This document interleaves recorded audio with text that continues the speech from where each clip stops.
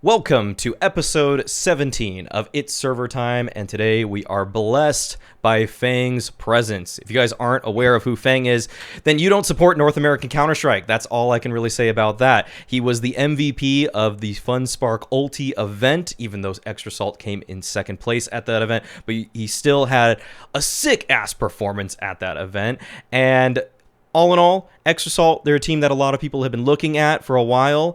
We've got Mix, obviously. We've got Note. And Mix actually worked with the core of this lineup for a while, and I'm sure he can talk more about that. But welcome, FaNg, to the show. Thanks for having me, guys. Happy to be here. Awesome. All right, so we're going to get into a little bit of a Q&A with FaNg here. The first thing I would ask you, FaNg, is that it felt like your style, and this is kind of a heavier hitting question immediately. It felt like your style in Europe was not, it worked at FunSpark, but it wasn't very effective against some of the better teams once people, like you guys played 3 total events, and at 2 of the events you guys didn't have very good showings. Why do you guys think that happened, that the translation to Europe wasn't as strong for you guys? I think coming in a FunSpark, like our expectations were like obviously we want to do well, but at the same time, like I'm not really experienced, especially when it comes to playing like European CS. It's like first international time being there, and then also the fact that we're also a new team, so we're kind of just working on like boot camping and getting all like the kinks and all that stuff, and then trying to make sure we perform like at our best level. But coming to FunSpark, like getting second place there, it sucked because I mean, there's definitely a chance we could have got first place. But looking back on the event, it's like something where we can't really be mad about. I don't think anyone expected us to go that far in the event, and I think we're happy about our performance. And then coming into like the next events, I know we played like a spring sweet spring event or something like that. That we started off like really good. I think we were like 2-0 in like a Swiss system. We just needed like one game to make playoffs, and then we ended up going out like 2-3. And I think it was a matter of like balancing the events, being like we were playing like some events. I think one of our matches was at like 8, 9 a.m. or something. Then we had like a BO5 to play for the FunSpark final at like 4 or 5 o'clock. So we were kind of up for a while, and our sleep schedules and all overall schedules were a little bit rough, but the other events, I think, compared to FunSpark, we did play like some pretty good teams, especially some of like the CS teams like Fours, different styles. Like Fours is definitely a different team with a different style of play. Then you have teams like Big that are really kind of like structure based, utility based, which is really cool to play. But then hopping into when we played Astralis, I think it was I think it was DreamHack. I think it was DreamHack. DreamHack. Yeah, when we played them, that was like a whole nother level. We always scrimmed like all those teams, especially like the top teams. And personally, like when I'm playing, like I feel comfortable playing against those guys after getting like a few reps in. But playing and for one being a match and against like some of the top teams in the world, that like showed me why those are some of the top teams in the world and why they've been there for so long. Like it was like Astralis vitality, and the main aspect that I noticed was the anti-stratting was like crazy. When we first played Astralis, there was like a BO1 on nuke. We had like, let's say we ran like 4 different executes on like our T side, because when we started off, and they literally knew like instantly like what we were doing. And I'm like mainly like the entry or whatever on like all the strats. Like when I'm getting ready to go out, these guys are already dropping Molotovs like on the hut when I'm running out, and they're just spamming it, so I'm like not even getting a chance to shoot my gun, stuff like that. So Yeah. it was just super rough. And I mean, it was definitely a really good learning experience, because it just lets you kind of like understand and get perspective like how these teams like will play, or like how they counter you in certain ways, and learning how to adapt. Vitality actually wasn't as bad, but yeah, it was just more so kind of getting the game. You guys took a map off Vitality, right? Yeah. We actually felt. I think if we, I was trying to remember. If I play a little bit better, the D2, game. lost Yeah, Overpass. yeah, like yeah. Dust 2. Yeah, like Dust 2. I think we played like really, like pretty well. I think we matched up to them like pretty well. Like the rounds of stuff were just going back and forth. I think if we played them, let's say again, like right now, we'd probably have like a better showing. Just with some experience and just overall like prep and stuff that we can do compared to the last time we played them. But yeah, overall, it's just like really good experience and stuff we gained from those events. And then the most recent one for IEM Summer, when we played against G2 in the BO1, it was definitely really rough. I got like 61 or whatever. I didn't honestly feel like we were getting outclassed or anything. I think our prep and stuff that we did was really well. I just think exact day. I don't know necessarily what it was. We weren't playing the same. We weren't calming the same. We weren't talking to each other the same way as we normally did. So it kind of unleashed for like a really, really rough game for us. So looking back on it, like when we had like our meetings and stuff, it was something that like we basically just took like with a grain of salt and then just kind of just moved on because we knew that's not how we normally play. So that was a really thorough answer. Thank you. That was yeah. that was a great way to kick off the pod. I guess I would want to go to some lighter topics. So something now is kind of like what's the situation for you guys now? Are you guys in a boot camp? You guys are we kind of talked about it before, but for anyone listening, like you're in a house right now, right? Like what's your guys setup? Yeah, so right now we're in Austin, Texas, and we have 3 apartments here. And this is where like I'm the prac one where everyone like pracs and stuff. But right now during player break, basically everyone's going home. Right now it's just me and JT or whatever, so we're just chilling. Don't have anything set right now, just for player break. We're just doing a thing. Did you guys get to eat any barbecue in Austin? I hear that's what they're good at. I actually tried. I had to try like a few different places. I don't necessarily remember the names, but people like my Twitch chat too like tell me some, and I'll just order from there. But there've been some pretty good ones, and there's one that was pretty bad. But I've been trying a lot of different food, but no one else really. I don't know. Really? No one else really cares that much. No one tries the food there, dude. That's all I do when I travel. I just try all the food. That's what I do. That's what I do. Yeah. Call out the Twitch chat users who gave you the bad recommendations to it. Oh, it wasn't them. It was one place I ordered off Uber Eats, and then the people in my Twitch chat gave me some nice ones. I think there's like Franklin's or something. I do remember like back when like I was at the C9's house with them and just like ordering food with them, and then it's just like rating the food every single time. And just, like, it's like trash or pasture food every time we fucking order something. Dude, you guys should bust out the content for that. Just get one person with a good camcorder at Extra Salt, just record you going over food in places you guys travel. I'm sure I can honestly probably do that. If there's anyone on the team that does that, it's definitely me. Like dude, I'm the guy that's like highly critiquing like food and stuff, and then Sonic's the guy. Well, Sonic's probably like really picky. Like Aaron's like hella picky when it comes to food. Yeah. But this guy Aaron, like this guy orders the worst food I've ever seen. Like he ordered Aaron a pizza. Orders so much food. He orders like the worst he never food eats it. And like this dude is the skinniest dude I've ever seen. Yeah, that's how it always works. You just throw it away or something? Like, he orders all this food and he just doesn't touch it. But he ordered a pizza. We got pizzas like a few days ago, and like on my pizza I just got like pepperoni, green peppers. Like I'm pretty basic, and I just got tomato sauce on it because I just like a normal like style pizza. Aaron got like some plain pizza with like bacon. I don't even know what else. It had like olive oil on it or something. It was the worst thing. I looked at that. I was like, I'm like, it's all you. Like everyone ate mine, and then his is just sitting there, and he didn't even eat it. Olive oil on pizza can be good if it's pretty vegetable based, but if there's already bacon, it's already oily. So why would you get more oils? He doesn't know what he's doing. That's trash. I mean, we've been telling NA players to branch out in their content for so long. Like it sounds like you have some Extra Salt food content planned here. Just sit there filming you guys reviewing some food. How could you guys have a team named Extra Salt and not have something with that salt that you guys sold? Actually, true. Yeah, that's actually true. We could do something. I mean, Johnny. So like, we'll usually order like a pretty good amount, but Johnny. I mean, TeamOne cooks too, but obviously he's not here. But Johnny's the other one who like cooks a lot. I'll cook like sometimes just for myself or whatever when I just like wake up. We'll make like breakfast or lunch or something. But Johnny usually cook like dinner and stuff for us, and then he always uses salt or something. So maybe you have like a cooking podcast or something. Like JT. Yeah, I forgot you guys don't have TeamOne, the resident chef. Yeah. I haven't experienced TeamOne's cooking yet, but yeah, TeamOne's cooking is so good. Just for anybody listening, could you say everybody's name and their username so that alias? Yeah. Just confused. Yeah, so JT's Johnny, Sonic's Aaron, OC's Josh, and then TeamOne's TC. Okay, yeah. I mean, for anybody could just look it up, but I mean, like it helps. Yeah. It helps if people are just listening. Mm-hmm. Okay. Okay, let's get back into some gameplay stuff then, actually, and I'm a little curious about where you guys. So when you joined the roster, you were joining in for place of, was it MOTM? Floppy. Or Floppy. It was for Floppy. Yeah. Okay.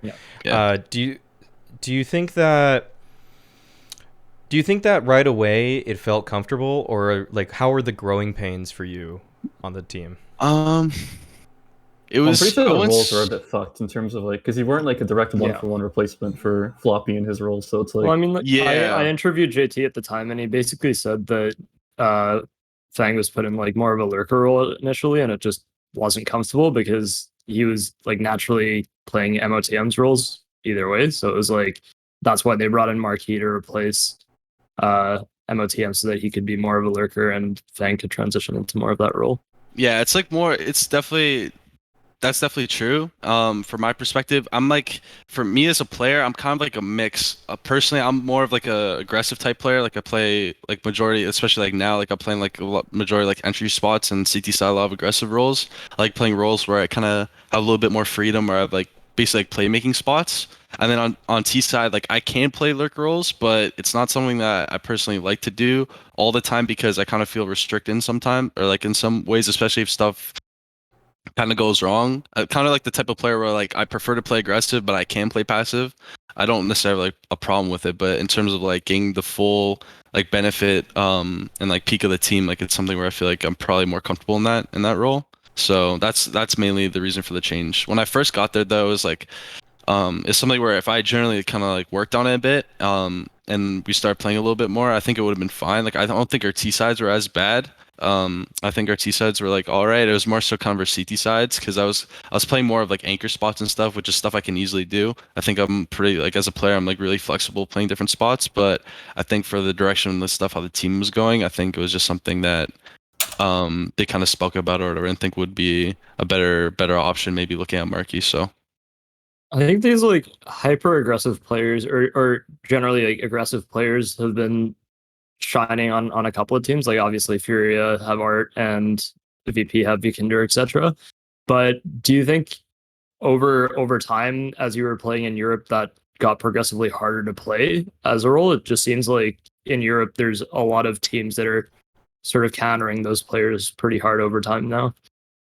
Yeah, so when we transition to being in Europe, I think for my role on certain maps, it's more so kind of like just the direct entry where it's like you're probably just gonna die. You might get like one or two kills, but you're probably just gonna die in the round. And that's something where it's like is what it is. And then on some rounds where it's like you're kind of like more defaulty and you kind of more freedom to like kind of work the map. That's where you kind of get more in spots to kind of do your own thing. And that's where I'm mostly like I'll kind of thrive or like that's where I kind of get like my 3K openings and I'm staying alive the whole time. And like I get more freedom to do those kinds of things. And when we were in Europe playing, I don't think it was necessarily harder. I think in Europe, I noticed if you're like the smarter player, like the way you think in the game, I think the game can honestly be easier for you to read sometimes. So it can honestly help you, especially if like you're in entry, reading like how the CTs are going to react, how they're going to start, things like that. But when it comes to just straight up like trading and stuff like that, I think it just comes down and like making those plays and like how you're saying like is it harder to be like stopped by them based on like how they play? I think it comes down to just having like good like mechanical aim at that point because if you understand like where they're going to be and stuff if you can hit the shots it honestly can make your job a little bit easier. I think it just comes down to like making the right reactions and always being aware. I think being self-aware is a really big thing especially playing in Europe because a lot of those teams especially the top teams they barely make mistakes. So Do you watch a lot of demos on your own just to sort of get a feel for teams in that sense? um yeah, I did. So when I first joined the team, I was watching a lot of demos. Mainly, I would mainly watch like one or two players on like certain maps, wherever we be playing, just to give me like some new perspective. Maybe for watch like some timing plays, how teams play or like players play on like CT sides. And then what comes down to matches, I would usually just watch how teams would default like to my spot. So like when we played train when that was in the map pool, how our team it was kind of weird because all our like Marky played ladder, I played ladder, like my past teams and stuff, so we never had an inner player. So I was basically like the guy that was just like, yo, I'll play inner or whatever. So I had to get like used to inner. So I'd watch like a lot of games there. And then always for like a prep and stuff, like Johnny and Tion, they would always do like their prep. But I would usually always watch like demos to see how like teams always default brown hall because especially when you're playing like a bomb site like that, I think it's really good to have like always have info. So I would do like a lot of like aggro plays or passive plays based on the team I'm playing. So I would usually just watch demos for like when we do our prep just to get them perspective like how teams would default my spot or like let's say give some perspective. Like on overpass, if I'm defaulting like A on T, I like to see like how CT teams like starting. Let's say they go like one con, one divider a lot, or if they start like one long, one divider, stuff like that. Just to see like how I can default around the map and get my times and stuff. It's good to remind yourself that there's also, like, by looking that up, there's only probably 2 people there, so you know that you can find more openings, obviously, because you just know that things are likely not going to be covered, so, and you need to take those kinds of risks occasionally. I'm curious, okay, even before Extra Salt, so some of the teams you played on were like under 21, I think, and I think you like briefly were on Recon 5 or something for a month with Valens, or X Recon 5, I think it was. Yeah. What of the experiences you had prior to joining Extra Salt do you think were the most formative for kind of like, or helpful, I guess? Yeah, so on under 21, those are definitely probably like the top 2 teams. Like under 21, that was the team where I think had the most potential of like any roster I played before Extra Salt. And just for anyone getting reference, that was a team with me, Zeppa, Curry, B-Wolves, and Sneaky. Or Cynic now. That's kind of just crazy in terms of stats. Yeah, and I think if we brought that lineup back like a season or something later to where like all of us kind of grew a little bit on like different teams, different experiences we play on, I think that team would have been even better. But playing on that team was like really sick. Like that team was probably like the like family or whatever to me, and like all of us would stay in team speak and stuff for like 5-6 hours after practice, whatever, and we would just do anything you can imagine, just like chill, talk to each other, and like play music, do all that kind of stuff. And we're all like really close to this day too. Even like Zeppa plays like Valorant and stuff now, but we still always talk all the time and do all that kind of stuff. But I definitely learned a lot playing on that team. That was kind of like the first team where I really felt like we had a chance of like winning Premier. Because before when I was in Premier, it's like I was kind of like on the break of like making playoffs and stuff all the time, but never really had like deep runs. But on that team, it felt like everyone respect each other and like we were all like around the same age too. I think that helped a lot. So we all kind of like were growing together like as players and also as people. And then we had like an upset against, I remember it was like Chaos when they had, it was like Ben Lee, Vanity, Steel, Smooya, and Cam. And when we got that win, we were like, we're about to do this thing. And then it basically got to the point where we were in like Premier Finals against Triumph, and then we choked a 15-7 lead on Inferno. And then that basically secured like the fate of the team, because it also sucked too because we couldn't get an org at the time. We had like a few offers, but it wasn't something where we wanted like to go off of based on like the salaries and stuff they're at or telling us, and it just wasn't like the best thing. But then after that season, we kind of knew that it was like with a team like that, it was like people are just gonna get poached, and that's what happened. So it was like, it is what it is, and just moved on past it. Would you go ahead? I'm curious. So, like, I think people have this assumption that when you play on teams such as under 21, it's just kind of like puggy CS. Would you consider it as such? I'm sure compared to Extra Salt, it's much less structured, but like it's not just you're not just 5 dudes running around, right? Like, no, that team honestly in certain times that team might have been more structured than Extra Salt. I'm not even kidding. No, that under 21 team. What? Yeah, that under 21 team. Like we would play like especially in NA. Like there was a lot more teams practicing back then. But for the scrims and stuff we could get, I remember when Flashpoint was happening. I think it was right before COVID, or it was like the one that happened before like COVID, so like the probably? whole event. I think it was the one. Yeah, it was the one that Mad Lions won. I'm pretty sure. Okay, so Yeah, like that early was 2020. like right on the start of it. Yeah. So that Flashpoint, all the EU teams were playing, and I remember we were scrimming like a lot of them, and we were just so happy like be able to scrim them, and we were playing so much. But like Sneaky or like Cynic during that time, there's a lot of things I would, if we could go back and like play together again, there's a lot of stuff that we would probably like change, or like stuff that was like bad, good, whatever. And like Sneaky, he was or like David, just for like reference, he was the guy that would be in like the server for like an extra like 2-3 hours, because he was our IGL at the time, like our opper, and he would always come up with our strats, and it was something where he just liked to do that by himself, so he didn't like anyone like critiquing him, whatever, which is something I would change. But like he would just come back, and then we would have practice for like 1-2 hours, and he would just show us everything. Like we had really structured kind of like role based like strats and stuff like that, a lot of stuff that we would do, and it took like a long period to kind of get to that point, but we practiced a lot and we put in a lot of work, so it was definitely not nowhere near like anything like a puggy style at all. We had like puggy shots and stuff, but like everything was kind of set and stuff that we always spoke about. Yeah, I mean, other than probably like, I'm assuming, a 5 Deagle round, it seemed like there were plans in the vast majority of rounds, right? Yeah, Okay. everything. And then It that doesn't surprise me too team, much because everything I've heard about Sneaky Cynic now, it's just like he's a Mm. super hard worker. He puts like you can tell he genuinely cares about yeah, yeah. performing always well, told like him having this. like a good team and like having good structure, shit like that. Yeah, I've always told him this. Like, I think he's a good player and stuff. He just needs to understand and like figure out how he wants to put in like, because he puts in a lot of work, like you said, and I know his work ethic. He just needs to figure out like where he wants to put in that work in like the right areas, not necessarily like everywhere. Just figure out the right areas and have like a balance to it. I think that's gonna help him progress. But yeah, obviously it's not up to me. But yeah, that team was really, really insane. It was like probably the funnest team I played on.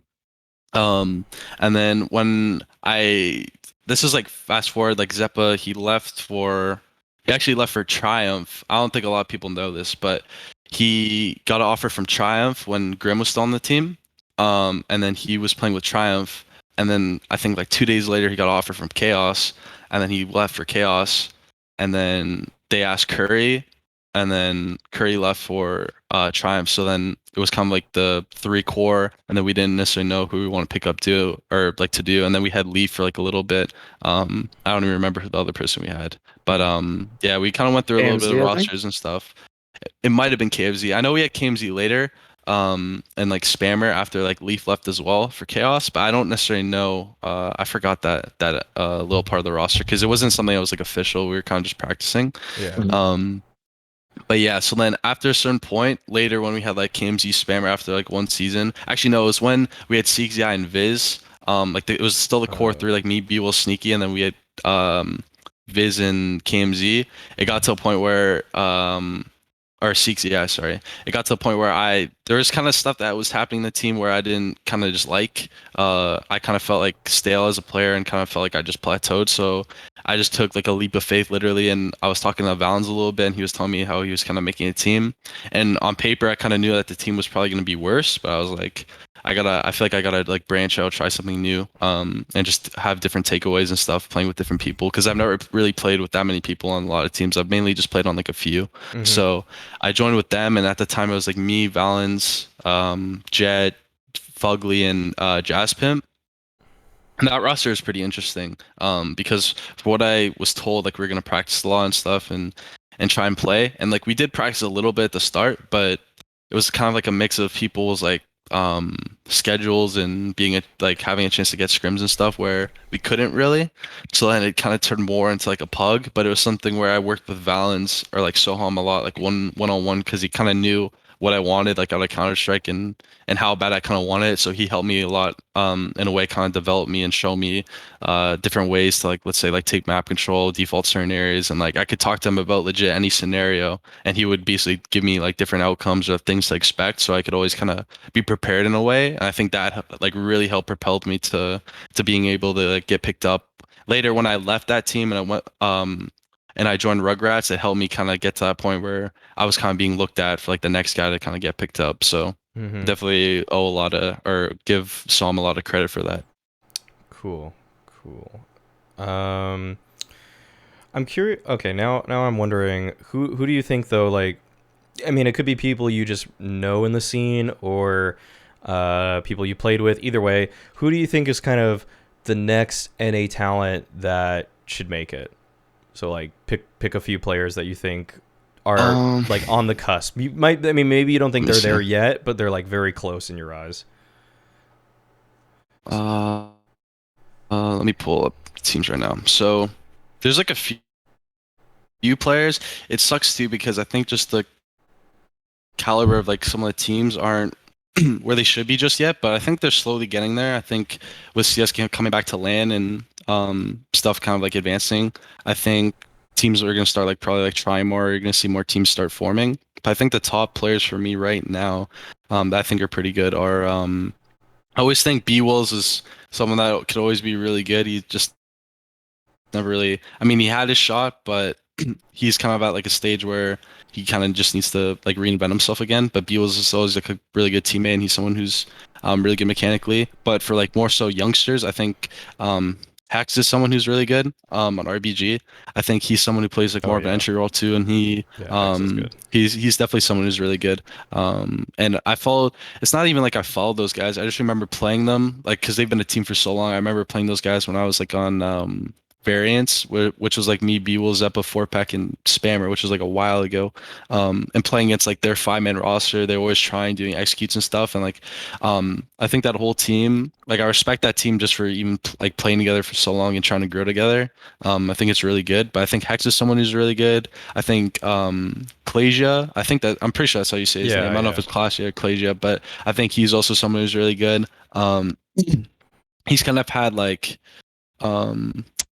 because I haven't necessarily played with him a ton. I've kind of like heard stuff about him from like other players and stuff. But when I play with him in FPL like now and stuff, like I can kind of understand like his attitude and stuff like that. I think he cares a lot about the game. Like people say like emotional stuff about the guy, or like sometimes he might like rage, whatever. Like I've heard stuff in the past, but like when I play with him, I think he just likes the game a lot, or like he cares. I don't think that's necessarily a bad thing. Yeah. By individual, I think he's really good. I actually played a qualifier one time with Clasia, and he just did all the little things really right. Like it was like things that are almost like when you're progressing in like in a choke point or something like that, just making sure that he had the angle that I didn't have, and it was just natural. It was like because when I played with people like Semphis and Cutler in the past, and like Drone even, like they'll do those things and you just know it's because they have so much experience, but I don't really sometimes feel that kind of just the like spacing and just knowing like what needs to be covered as cleanly as someone like Clasia, and also just anytime I saw him in a clutch, I always felt like it was possible, like 1v2s or something like that. It just was like, all right, he has a real shot here.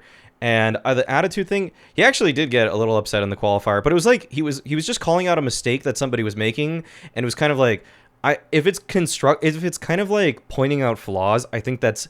So I don't know the depths of it, you know. I don't know. People have said stuff about his attitude in the past, but like if it's something that's constructive, I think that's just fine, and just like he'll get better on his delivery over time, and people will get used to getting like his way of speaking over time. So it kind of like things just get easier for both parties in that kind of sense. So if it's just that, if it's nothing like too over the line, because I really haven't heard any like I've heard it's like sometimes he's like frustrated with something, but I never hear he's like raging or something like that. But yeah, I've never heard anything like that. And I also like I looked at some of the teams he's played on. It just didn't seem like he was playing on that many like serious teams, it felt like. So yeah, I felt like it was kind of one of those things where he probably cared a lot and the other people didn't. So it was kind of more of like like him getting more like frustrated in a way. Like I felt kind of builds up over time. Yeah, like I feel like if he played with people that cared, like it wouldn't be like that much of an issue, or if anything. I'm really glad he ended up on RBG, like a team that has stuck together for a while, that really does seem to care about like progressing and like doing things the right way.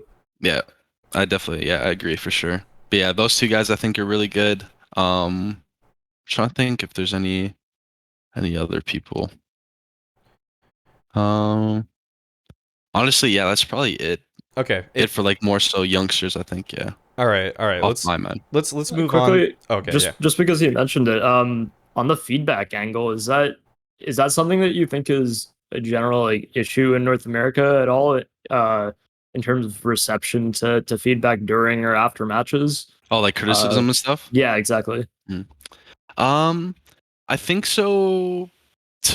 It's weird because I think on actual teams, all the players, like I think this is only a problem for NA. Like teams, like all these mixed teams are like you'll see these rosters like form, but they're not like really teams. They just like play matches. And I think when you play something like that, you're not really trying to like build something together as like teammates. You're just trying to build something more like individually. So you don't really care as much about like your teammates and stuff, which is like a really bad thing in NA. But I think when you have like an actual team together, like RBG is probably an example. Like those guys probably like talk about their mistakes like a bunch of times, and maybe they might get mad at each other, but it's something where they just like respect each other as teammates. So it's something they move past from.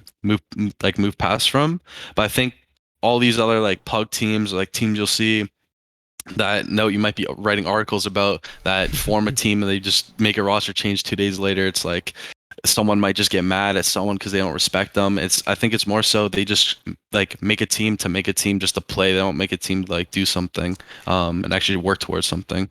Yeah, and you gotta imagine that the goals on those kind of pug teams are just all over the place. Like some people are like, I just want to be on a premier team, so I'm just gonna play. And then some people are like, I want to make it to the next level. They want to make it to the Yeah. real tier 2, real tier 1 kind of space. It's Like, crazy, and I see people like after a few matches, they say they're swapping to Valorant or something, and then I see them in Yeah, Premiere the next yeah. season. Yeah, exactly. It's like, I don't know.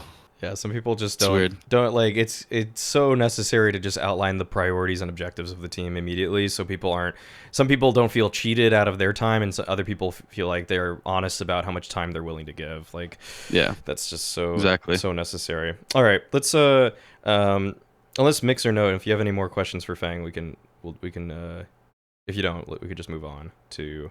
I'm good. All right. So let's go with kind of starting with something that probably didn't turn out as well as you would have hoped. That's premiere season. Felt like you guys going into the season was you guys were the clear favorites, I would say.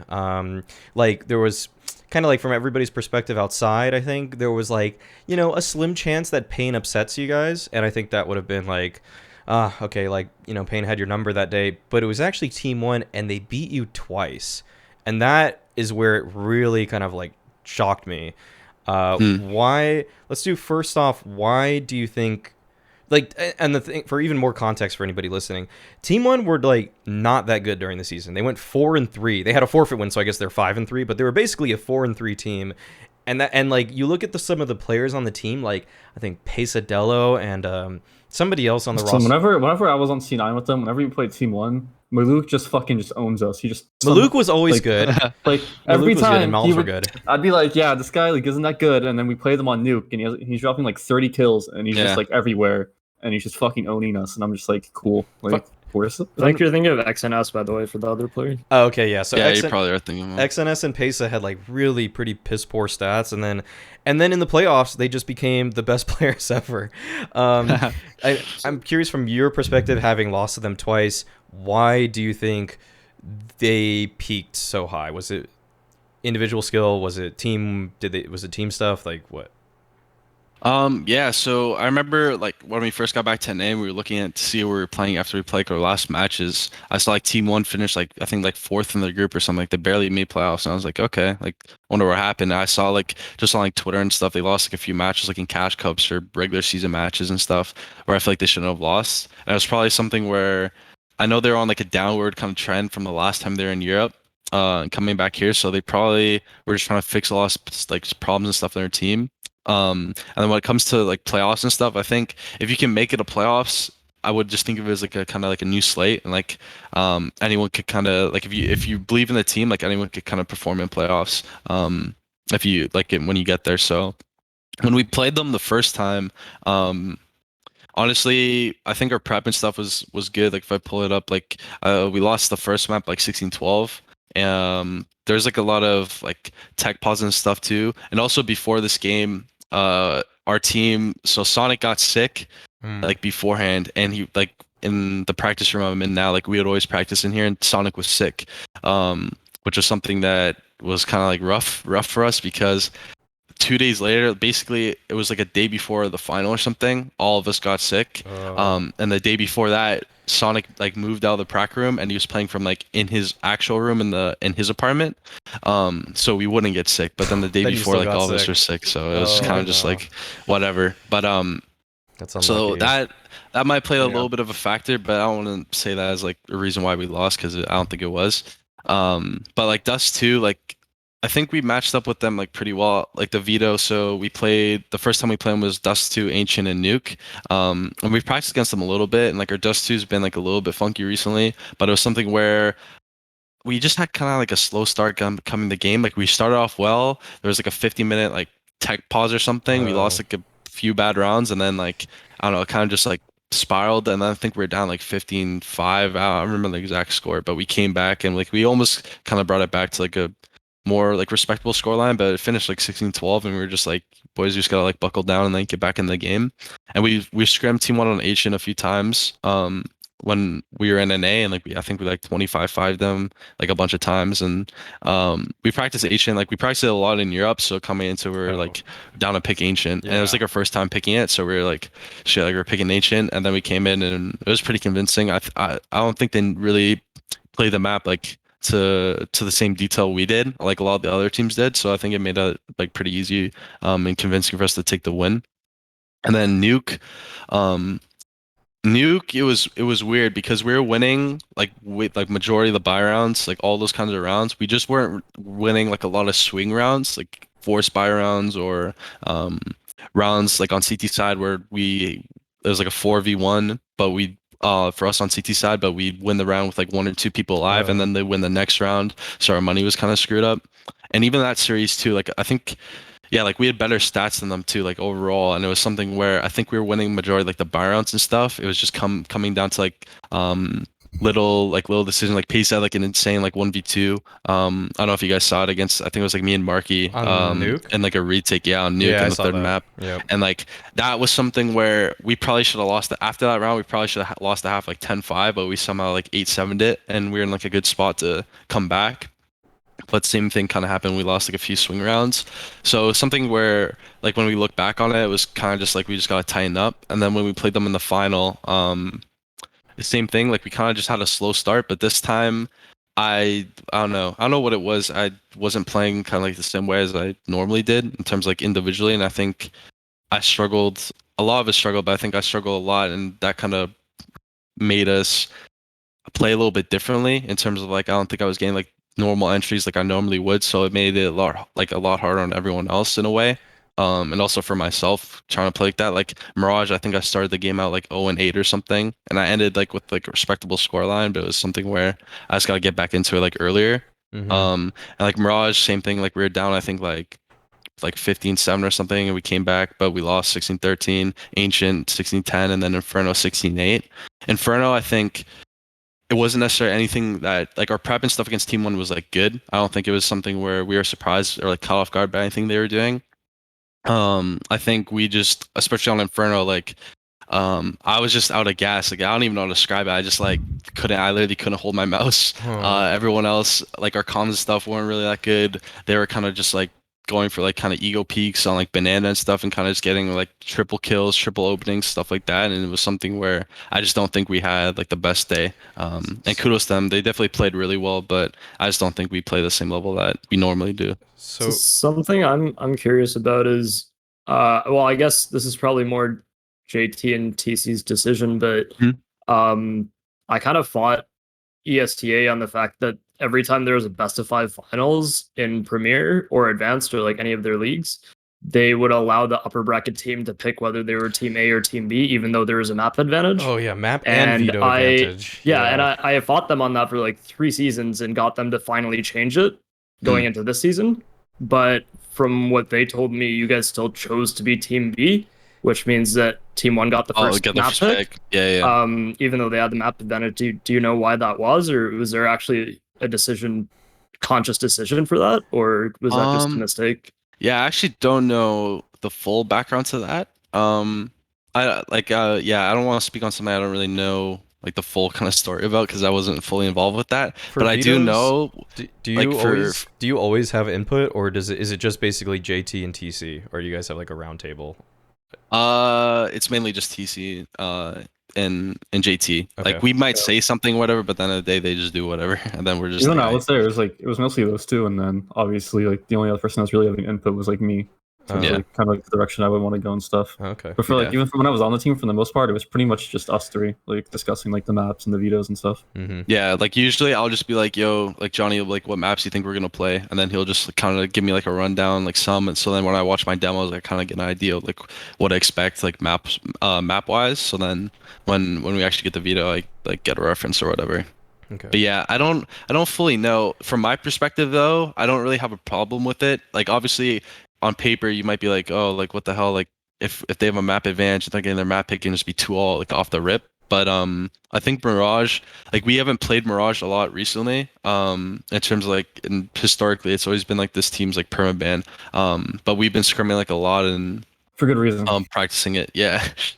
And like I told these guys too, like I love that map. So like and I think we could be good on it, and like I've shown them some stuff on it, and like we worked a bit on it, and something where like we feel comfortable playing it if we need to. It's something where if someone picks a map on us, like no one's like feel like we're gonna lose type thing. So I think coming into like we definitely knew we could have ticked that map or whatever, but I don't know. Mix, do you think the lack of Mirage on JT led teams is because of T side calling, or does he not like the CT side of it? I think he didn't feel comfortable on T side a lot of the time for the most part. Like okay. we tried Felt playing like it was random. Yeah, it was like a year ago. We were like boot camping for Katowice. I remember like we tried to play Mirage a bit, and we played CIS team that I only remember that it had C's and JR on it, and we got like 26 forward. Is this a and we got Trident zero. team? Is this a Trident team? No, he's I on don't remember what they're called. I think he's on But I had Trident now, C's but- and JR. That's all I remember, and I remember getting 0 T side rounds against them. Oh. And I've never been fucked that hard in a scrim. And I was like, by C's in 2020, like holy shit. And JR just looks like fucking prime simple out there. It was just absurd. And then we still like kind of like tried to play Mirage so that like we didn't have to like permaban it. If like another team didn't play it, but for the most part we still just like never played it, never really tried. Yeah. Because it just never went well. Got it. Okay, all right. Let's go into some good news though. That you guys took down DreamHack Open North America. Yep. I felt like your guys' path to the finals. So you guys beat to start off Triumph, and then you beat Godsent in the winners groups, and then in the playoffs you guys beat Pain, and then in the grand finals you 3-0'd Oplano. Did any of those games feel particularly difficult for you, or like did you ever feel like Pain that push? game? Yeah, the Pain game. Pain game. You guys, they took a map, right? Yeah. So yeah. That game, like the third map on Ancient, it was 16-11, but that could have been 16-11 for them, like easily. Yeah. There's a lot of close rounds. All the way from like the start to the end of the game. I'm trying to it's kind of hard for me to remember all the rounds, but I know on T side like we lost pistol, and I think they were up. Let me see. Yeah, so they were up, or it was like 8-8 or something. And we just Glock ecoed, and we just rushed up like the B ramp. And we're just trying to like see if we can kill one or two guys, and we somehow got on the bomb site, like killed one or two like ruins or like the left side of the site. And I just wrapped around with a FAMAS, and then I somehow 1v2'd them, and we just had like Glock no armor or something. That round was really big. Safi clutched like a really like huge swing around like 1v2 against like JT and Marky. And that put our money in like a bad spot. And then like later, like I'm trying to think, like I think Josh had like a really big round too or something. I don't even know if he won it, but he killed like 4 of them or something, and their money was bad. There's just so many swing rounds in that game, and it could have honestly gone either way. So for us, like scraping out the victory, it was really good. But Pain definitely pushed us the most for sure. Yeah. I mean, obviously you haven't been there the whole time, but you guys have played Pain a ton since they moved to North America. What's their evolution been like as you've been playing them on the server? It's crazy because I don't like when we play Pain, we kind of get an idea of like what stuff they like to do, and it's not even. I feel like it's not even like a evolution. They kind of just change up what they do. So Pain's really good at like they like let's say on Nuke for instance, like as an example, they do they'll throw like an upper execute, and they'll do it with like 3 guys, and then they'll throw the exec. One guy will go like let's say like toward ramp. One guy might like commit toward the door, maybe look for a kill, and then 2 guys will just dry cross outside or something. So if you don't like understand where their lurkers are gonna be or like how they're gonna react off the execute, it makes it really hard for you to either like, rotate back in the bomb site. If those guys actually let's say commit down secret, actually like rotating down the vent before you actually know like it was a fake, because if you rotate down ramp, then you have like big zero or whatever just holding the rotate and kills 2 of you, stuff like that. So you just gotta make sure you're really on point with like your rotates and communication, because if you're not, then they just punish you really hard. And they do that across like all the maps. Like Inferno's another map where they have like really strong fakes where like they'll throw whatever B exec, one guy might probe in, and then 2 guys are like let's say like Arch and long haul, and they just might take their timings as soon as they throw their fake. So you gotta make sure you're always like really aware. And that's how I noticed they like playing a lot. They don't necessarily send their numbers like to one spot a lot on majority of the maps. So it's just kind of point of being aware. But I did notice like when we came back from our last European like boot camp, they did change up like a lot of their executes. Sometimes they're just like full committing now. Sometimes now they're throwing different nades, and one guy will go for like a specific kill on the bomb site while the rest of the team does something, stuff like that.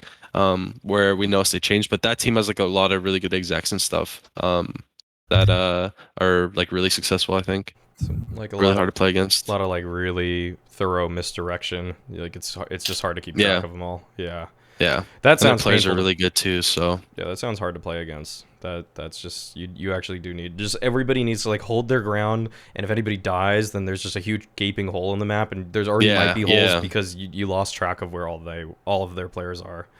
yeah, That sounds tough. Hard to play against the best Brazilian player, Safi. Safe. yeah. Safe is like he's definitely really good. The Brazilian Fallen.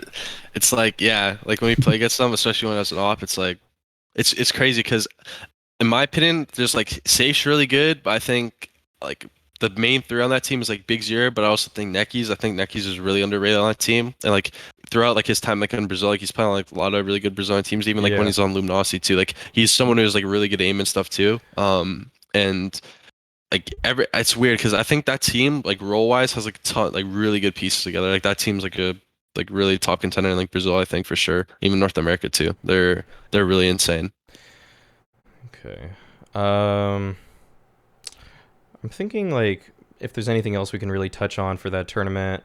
I don't think there. I think everything else was pretty clear cut. Like the only other sketchy part of that whole tournament was when you guys were down on Dust 2 on Triumph, but it just felt like you guys had a really rough start to the whole tournament, honestly. But you still like persevered. Like it still felt like, even though it felt like, okay, you could lose Dust 2 here, it really just going into map 2, like you guys just smashed them. So it was like you guys probably, even if you lost Dust 2, you would have had the series regardless, in my perspective. And other than that, like the Godsend series, you guys cleaned up, I'd say, or you guys had a rough Ancient there. I guess, okay, actually, I'm curious. I guess we could talk about Ancient just a little bit because it is one of the newest things in the CS space. First of all, if you were to change anything on the map, like one thing, what's like your big change you would make to the map? I would probably change just the gamma and like the colors like on the background of the map, especially toward like the A bomb site. Yeah. When you enter out, like we call it A main, like when you enter out A main and you're looking at like we call it like mini, and then there's like donut to the right of that. There's like the sky, it's like all green and it covers like the we call it like the Xbox. Like there's two boxes on the bomb site next to mini, and it makes it really hard to like you see call mini, like if someone's there. Is mini what you guys are calling like that back ruins area, like the catacomb, like a connector area? Yeah, so like the angle, like those two little holes where like operas can kind of like post up in like that. Yeah, we call that hole like section mini. Oh, that's mini. Okay. Gotcha. Yeah. Okay. Yeah. And you call so like that, the totem area donut? Yeah. Okay. How about, wait, just to clarify. Okay, actually, I'm curious about what your spots are. What's the cubby at mid called? Like beneath, like in the red room at top mid. What's that little, like cubby? Oh, so we call the one JT swings past on CT side every round because he just runs down mid. I'm trying to think. Wait, are you talking about like when you go? So we call like the front part, like when the CT is like running out to mid. We call that window. Are you talking about like the cubby window, like to the left of it where people hide? If you come out CT okay, we window, call that pool to the left. We call that pool. Yeah, okay. Yeah, we call that pool. What do you call the boxes at mid? I've been calling it Tetris, but that's a good call. We call that triple though. We call the top part triple, and then we call like the bottom part like double. Okay. So like sometimes people like play like front like pressed up against the box. We'll just say double. Okay. I'll ask Alex's next question for him. Do you think the bomb site names should be flipped? From what I've been experiencing, like yes and no. I don't really care that much, but B are like, wait, I'm trying to think. Yeah, B is like, it reminds me so much of like banana, like the way that we like default it, or at least like JT and Sonic, like how we default it. Look at how we like view it is like it's literally just like banana. The way like you like will throw nades. It's kind of like a util battle at first, and like trying to get like lurked up in good spots. So you want to like smoke where the T's run out, but you also want to like double molly like the pocket, the cubby, and you also want to molly like kind of the ramp itself sometimes. Like yeah. Actually, okay. What are other areas, because it's just easier to visualize? I think Stiko on his video with Launders talked about how on FPX they like to visualize certain parts of the map as other things. So I think he said like mid is like cash, lane is like banana.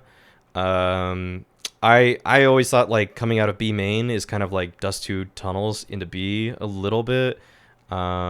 Whether or the not the A main, my bad, into the A site on T side is like coming out of Dust 2 tunnels B into B. If that like kind of analogy, I could see like say like you're a T and you're coming up to B site and like you're staying at like CT. That's kind of like back of like Ivy on train. Like we'll call like the whole like lane where the CTs will like cross, like to the right side, like where there's like those stairs, we call that stairs, and then to the left of it, we call that chains, just because like there's like a set of like chains on the left, and then we could call like the whole little backside back lane, just because it's like kind of like a straight lane, kind of like the same way trains organized. So just did that. Chains is a good one to call that. That's nice actually. Okay. With train going out for Ancient, like, did you guys feel like that hit you really hard as a map pool switch? Yeah, we definitely did. I think we knew that we could, like at least we're gonna play Ancient. We didn't know how good we were gonna be at the time, so it's kind of just like at that point, like we're thinking like, yeah, like our map pool's a little scuffed right now. But then as we've been playing Ancient stuff too, like we feel like really confident stuff on the map. So this is a question for everybody here. With Ancient right now, it feels like it's played pretty slowly. It's pretty like map control, like, you know, util battle, like you're saying. Do you think that it could be a more like skill? Do you think it's like a more, can it be a more skill emphasis map once people learn it more, or do you think it's just going to go even deeper into like the util slow tactics like stuff? I feel like the chokes are too small for it to become a fast-paced map. Like the amount of mollies that teams can just throw into certain chokes or smokes just hold you back for so long that it doesn't seem like it will lend to being as fast-paced of a map. It seems like almost an appropriate replacement for Train, even though I would have rather seen Mirage go out. But in playstyle, it's a little bit similar. Vertigo. Yeah, Vertigo is like Vertigo's terrible. I learned to like Vertigo a little bit on this team, like more than I did before for sure, because our team's good at it. But like some concepts and stuff on Vertigo is just so bad. But on Ancient, I like. Sorry, I was gonna say, like, sorry, I would have rather have seen Dust 2 go out than Mirage. Sorry. Oh. Yeah, Dust 2. That map's is terrible. I hate that map. I'd still rather go to Vertigo before Dust 2. But yeah, like on Ancient, I think the map, like how it plays now, it's like pretty slow. But I think what teams are getting good at, and what teams kind of like have been like picking up on is like tempo changes. So like certain times around, if you know teams have like low util and stuff, like mid's like really easy to as a T just like literally run out, stuff like that. If you have like just like one or two like good nades, like a smoke flash like combo, it's like really easy to just get out mid and you can take like really good fights. You can get a guy like lurked up in the into like the window area, stuff like that. Okay. Yeah, but donut like those coveys and stuff, that's the part that's the other thing that I would change on the map. Like some of the coveys are just like really like OP for like CTs and like it's really hard to clear all of them. Yeah, I don't actually love the interactions at donut all the time. I kind of wish that the corner that's away from both the entrances was like just sealed off a little bit or something, and it maybe it's like a little like a W bend or something like that. It's kind of hard for me to like, if it were like if the path were like, so basically like imagine just look at my webcam. You can like so you can like clear as you're like running up. You want it more as like a U instead of a circle, basically. If it were like if it were like a U instead of like walking in gives you a circle, like I think that I know what you mean. It just has like too many corners that just leave to like Valorant feeling 50-50s, you know what I mean? Like where you just have to walk somewhere and you have to look left and right at the same time to clear it. It's just that feels a little silly to me. Like CS has such great map design that there aren't as many like 50-50 things you have to take. Like you can clear one angle, then the next angle, then the next angle, and that's one of the rare times where it feels like, okay, I just guessed wrong, you know? And he guessed right because he crouch swung into my angle anyways. So yeah, okay. I think we can probably move off of Ancient then. Let's go to none of us seem to like have watched this super closely, but I think a lot of us did check out the finals, and that's the Star Ladder RMR between Navi and Gambit. Navi and Gambit's been a really back and forth rivalry. Just the most fucking Navi thing ever to like finally beat Gambit by reverse sweeping them in a BO5. Well, they beat them before. But then they haven't beaten them for a while. Yeah, when was the last time they beat them? Was it DreamHack? I think it was DreamHack, right? I think so. Yeah, it was the tournament before. Yeah, it's the first time they beat them in a while, and also kind of like enhanced some of the. It was like such a like a send off of kind of like this sole era of online CS. Obviously, we'll still have like more online events probably. Yeah. But like just the fact that like we'd seen number 1 versus number 2 playing each other like 5 times in the past like 2 weeks or something. That's crazy.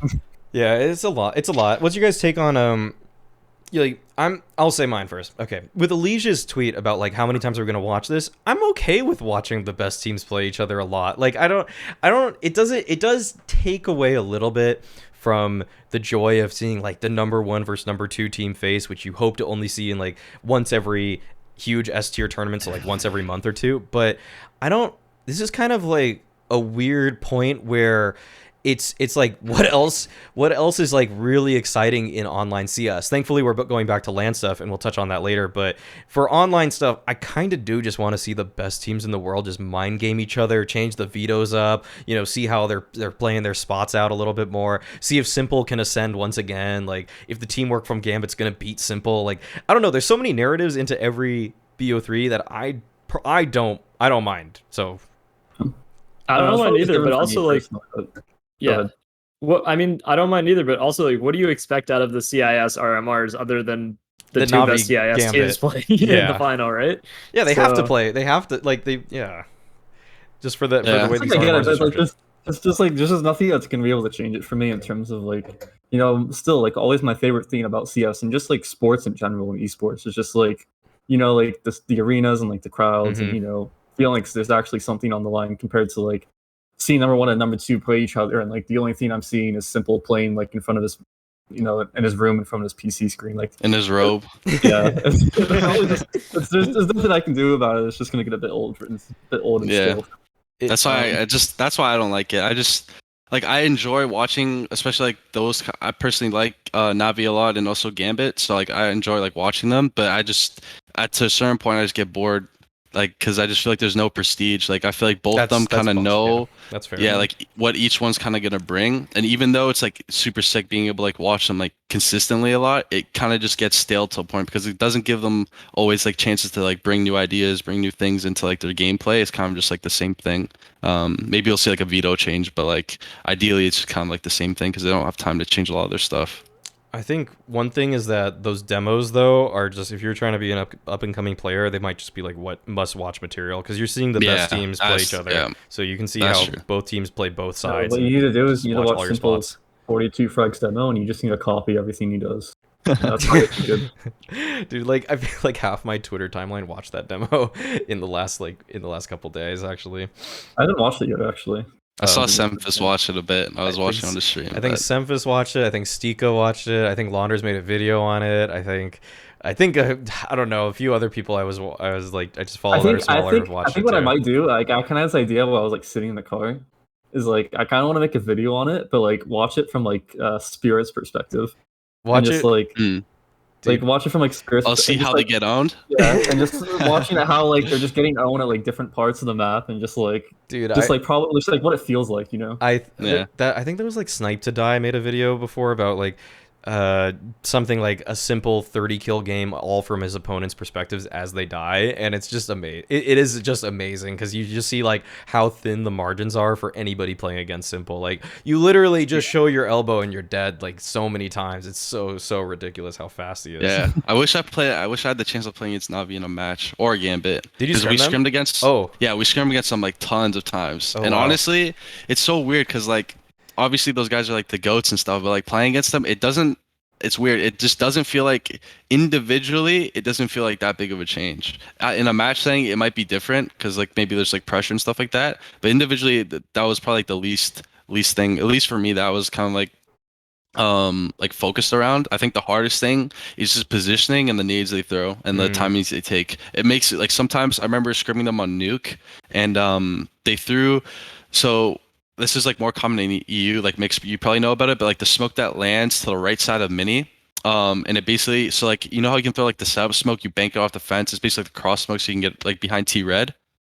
Teams will basically start throwing, like Navi does it a lot, where they throw a deeper smoke that lands to the right side of mini, so it basically does the same thing, it's the same purpose, but it allows you to like creep up close to smoke, you can do like mini splits off of it, you can underhand, I think you can.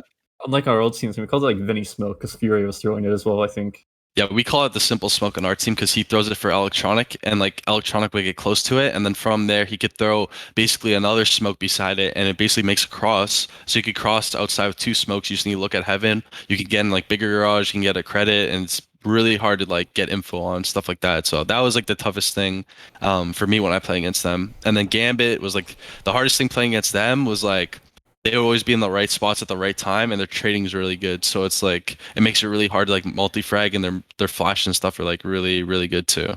So Yeah, it's like against Gambit, it's like they're set like such good teamwork, and then also like you'll just be playing like overpass B, and then Axel would just be like peeking short alone. It's like you just have to constantly be like worried about that shit. Yeah. yeah. Having to deal with. Have you watched like Gambit's comms videos? Oh, I watched. I remember we were talking about it. I don't know if it was just. I think it was like me and Johnny or something. Me, Johnny, and Josh or something. We were talking about because we saw it like on Twitter, and I remember I looked at it for like 30 seconds or whatever. But I didn't get to actually like thoroughly Okay. like skim through. I kind of just like skimmed through it a little bit. You can see why they're always in the right place at the right time and their rotations because they calm everything they hear and they're so fast and precise that everybody can just rotate to the perfect spot all the time because the information that they relay is like instantly they know exactly where somebody is. Like instantly, oh, we know two people are here. We know like one guy's over there. It's just like, and it's not hectic at all. Like it seems like they make the calls and then they just trust everybody. At this point, they trust almost everybody to just make more or less the right macro decision to try to like I saw contain it. I saw that Nafi like I remember I watched like one of them. It was like I think it was on Mirage. I forgot who it was against, but he was like calling on their CT side,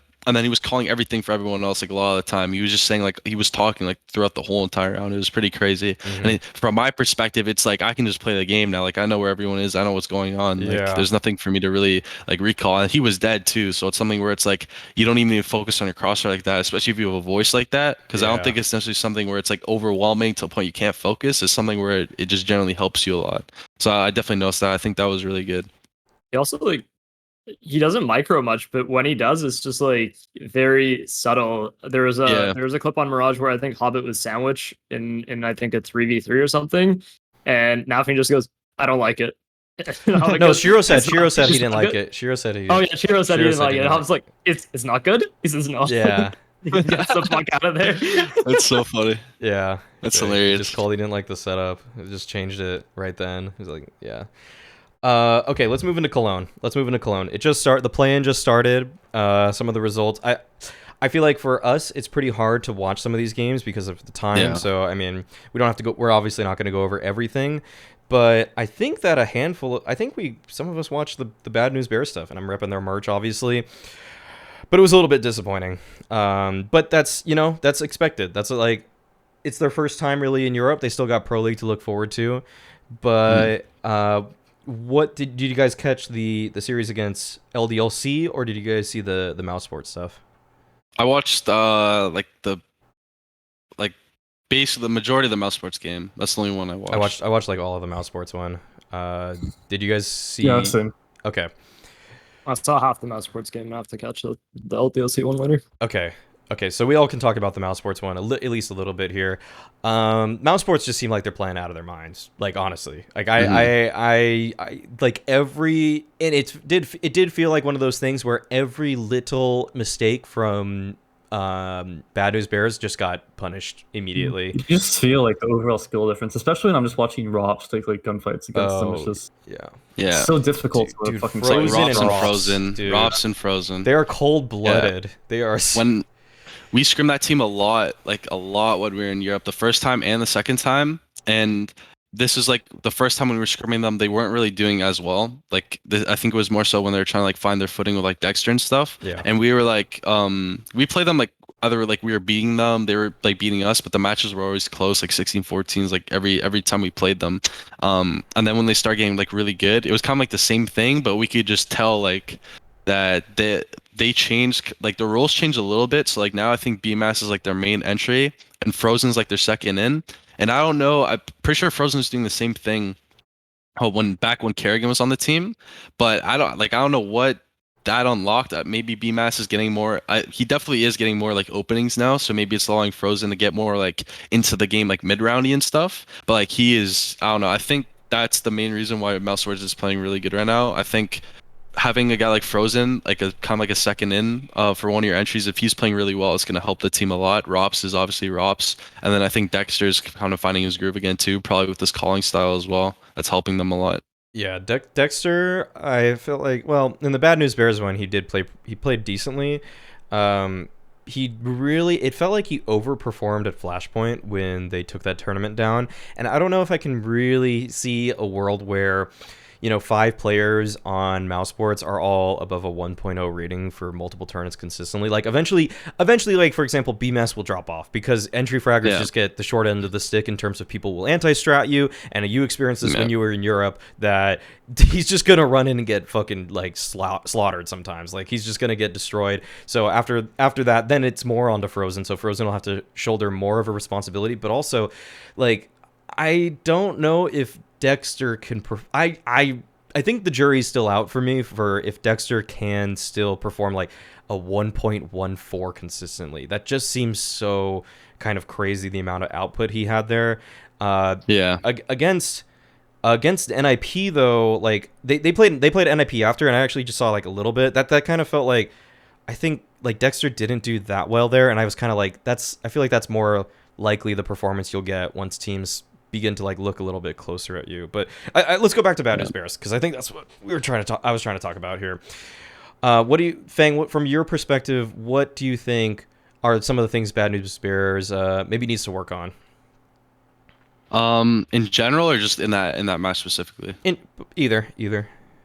Okay, because I think in that match, like, for one, like I remember I saw some of their tweets like after, and they sound like pretty emo. Yeah. And obviously it sucks. And this was just after a Mouse Sports game. I don't know, like after like the whole event, but like obviously it sucks to lose. But I just think, and it's something that my team's working on a lot too. Also, like sometimes we'll talk to like our sports psychologist, but it's like actual thinking, like coming to an event like that, especially being from NA and like some of those guys. Like I think Swisher's like first time playing in Europe too. So having like the actual thinking to realize like where you should really like stand in an event like that, I think that should put in perspective like how well you should like how well you could be doing, and also like the general like output of like where you see yourself as a team in that like general event, like given the circumstances. Because realistically speaking, I didn't see them beating Mouse Sports at all, just from like playing against them and seeing them play. But I think they just need to have like good takeaways, because I think they got like 7 rounds or something, right? I don't think that's necessarily bad. And I don't think they really had that much time to practice either. And they probably learned a shit ton from that, just from like experiencing like how a team like Mouse Sports rotates on their T sides based on like what nades they throw, stuff like that. They probably learned a lot. So I don't think they should be feeling like bad by any means against like taking a loss like that. I think they just should try and move past it the best way they can. You have to like be able to accept your team like Bad News Bears at the moment, that there's like a major experience difference. There's also like at the moment there's also a major skill difference that kind of goes in line with like that experience difference, in terms of people haven't developed as much as players as like people like on Mouse Sports have. Yeah. So it's like you have to be very willing to like accept that and like kind of understand where you kind of can like try to slot in. In terms of like developing experience and just shit like that. It helps a lot, and it can really help your results and the pressure off if you can like accept where you probably should be standing as a team at the moment, rather than like placing like insane expectations on yourself or like getting Nemo if you lose. It's like it kind of sucks, obviously, still like going out of this event, but being able to just accept that like, all right, that kind of sucks, but like we can use like the rest of our time here as like kind of like a bit of a boot camp to like keep maybe like practicing and scrimming some teams, like getting to stay in this environment, and just work towards having a better showing at in Malta and EPL. Yeah. Are they? It's like I when I was talking to JT before I interviewed him, like something that he said was that small amounts of practice time in EU is like months of practice in NA. Just like a week or two of practicing in EU gets you more experience than practicing for like 2-3 months in NA. Just because the way the teams will exploit you and the way they stack up in their different styles. So I feel like that's the takeaway that Bad News Bears should have from this, is the fact that they got eliminated in 2 matches. It's not, it sucks, and they obviously want to do better than that, but they shouldn't their expectations shouldn't be to the point where they're super emo about getting eliminated, and they should take what they like the matches they played and the practice they're able to get now as the ability to become like the next best North American team when they go back, and also when they go to EPL. Yeah. Yeah, exactly. I think EPL Like when we will help lost a lot. to G2 and like after like I am summer or whatever, like that whole stage, like when we were boot camping, I think we were there for like I think it was 2 weeks.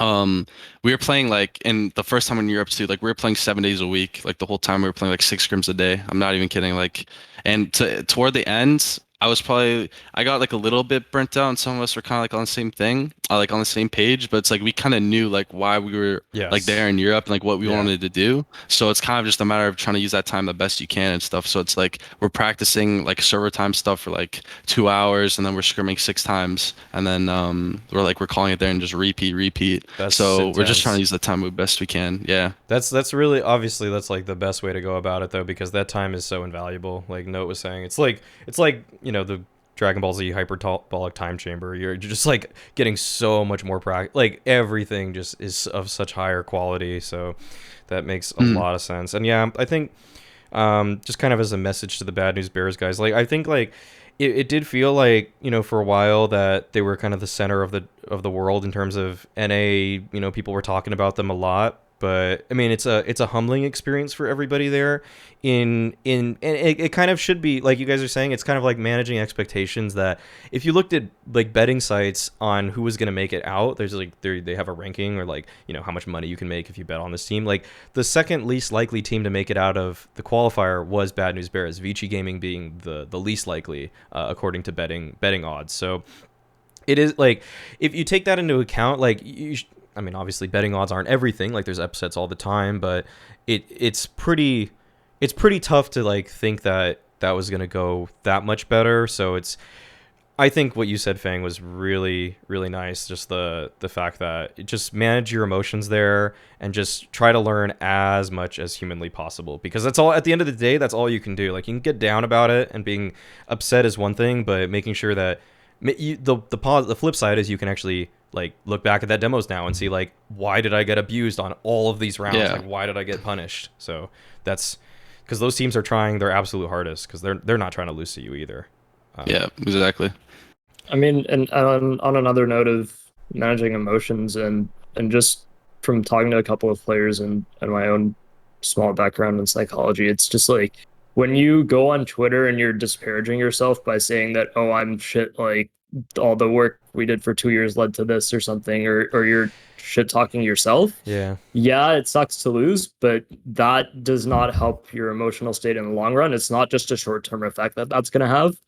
That like lowers your mentality overall going forward. It's not a short-term comment that you're making to yourself, because as soon as you start talking to yourself like that, then that's the sort of sentiment that gets echoed in your head. So yeah, you should feel like, obviously you should feel bad for if you're eliminated from a tournament, but like shit talking yourself like that is not beneficial at all. Yeah, that's why like the first thing I did, I was actually happy that well, obviously I wasn't happy, but like when we lost the final, I think it was just good for like what I want to do in my career too. I'm happy I didn't really get to kind of reach that kind of like success thing like off the rip, just winning like a first European event. Really, I got a chance to like to plan, because I don't really want it just to come that easy. I want to actually like work for it. So after that game too, I think it's really good having like one or two people to talk to like after, because especially for me, like I take matches like obviously like really seriously, but after like I put a lot of pressure on myself in like a good way, I think. But I always have like one or two people I talk to that kind of know, like understand me as a player. Like one was like one of the past coaches I had. Another person I talk to a lot is Soham or Valens, because they understand like my worth ethic, like how I like to play and stuff. So it just, and with their experience too, it gives me a lot of perspective just to see like how I should be acting, like what I can focus on now, and what like the next steps are to actually get where I want to go. So I'm imagining Extra Salt now, just like going to Europe and just like fucking dominating like Gambit, and then like, FaNg is just like bored. Just like, should be this easy. What the fuck? yeah. It's just kind of boring. I'm retiring. Nah, not yet. I don't know if anybody watched any of the. I feel like it was pretty hard for our time zone to watch the the stuff that went on at Cologne, but I'll just say the names of the teams that made it through right now. So Watch the FaZe games. you watch what? Watch the FaZe games. I kind of saw some of that, but I was I working on want to stuff watch that one so bad. Yeah. That was the one I wanted to watch the most, but I didn't get a chance to. Okay, yeah. That's- I think that one is one that I think we were gonna bring up anyways. It's just like FaZe were so close. It felt like for so long. Like they literally lost something like 8 series in a row, but it was always a 3 mapper, and it was actually like I think in like 4 of those it was like 16-14 or an overtime loss. It was insane. But now they finally they beat Complexity, and the second map they did it 16-6. And since we didn't really, or I mean, Mixed, what did you see of that Actually, one? didn't get to see that.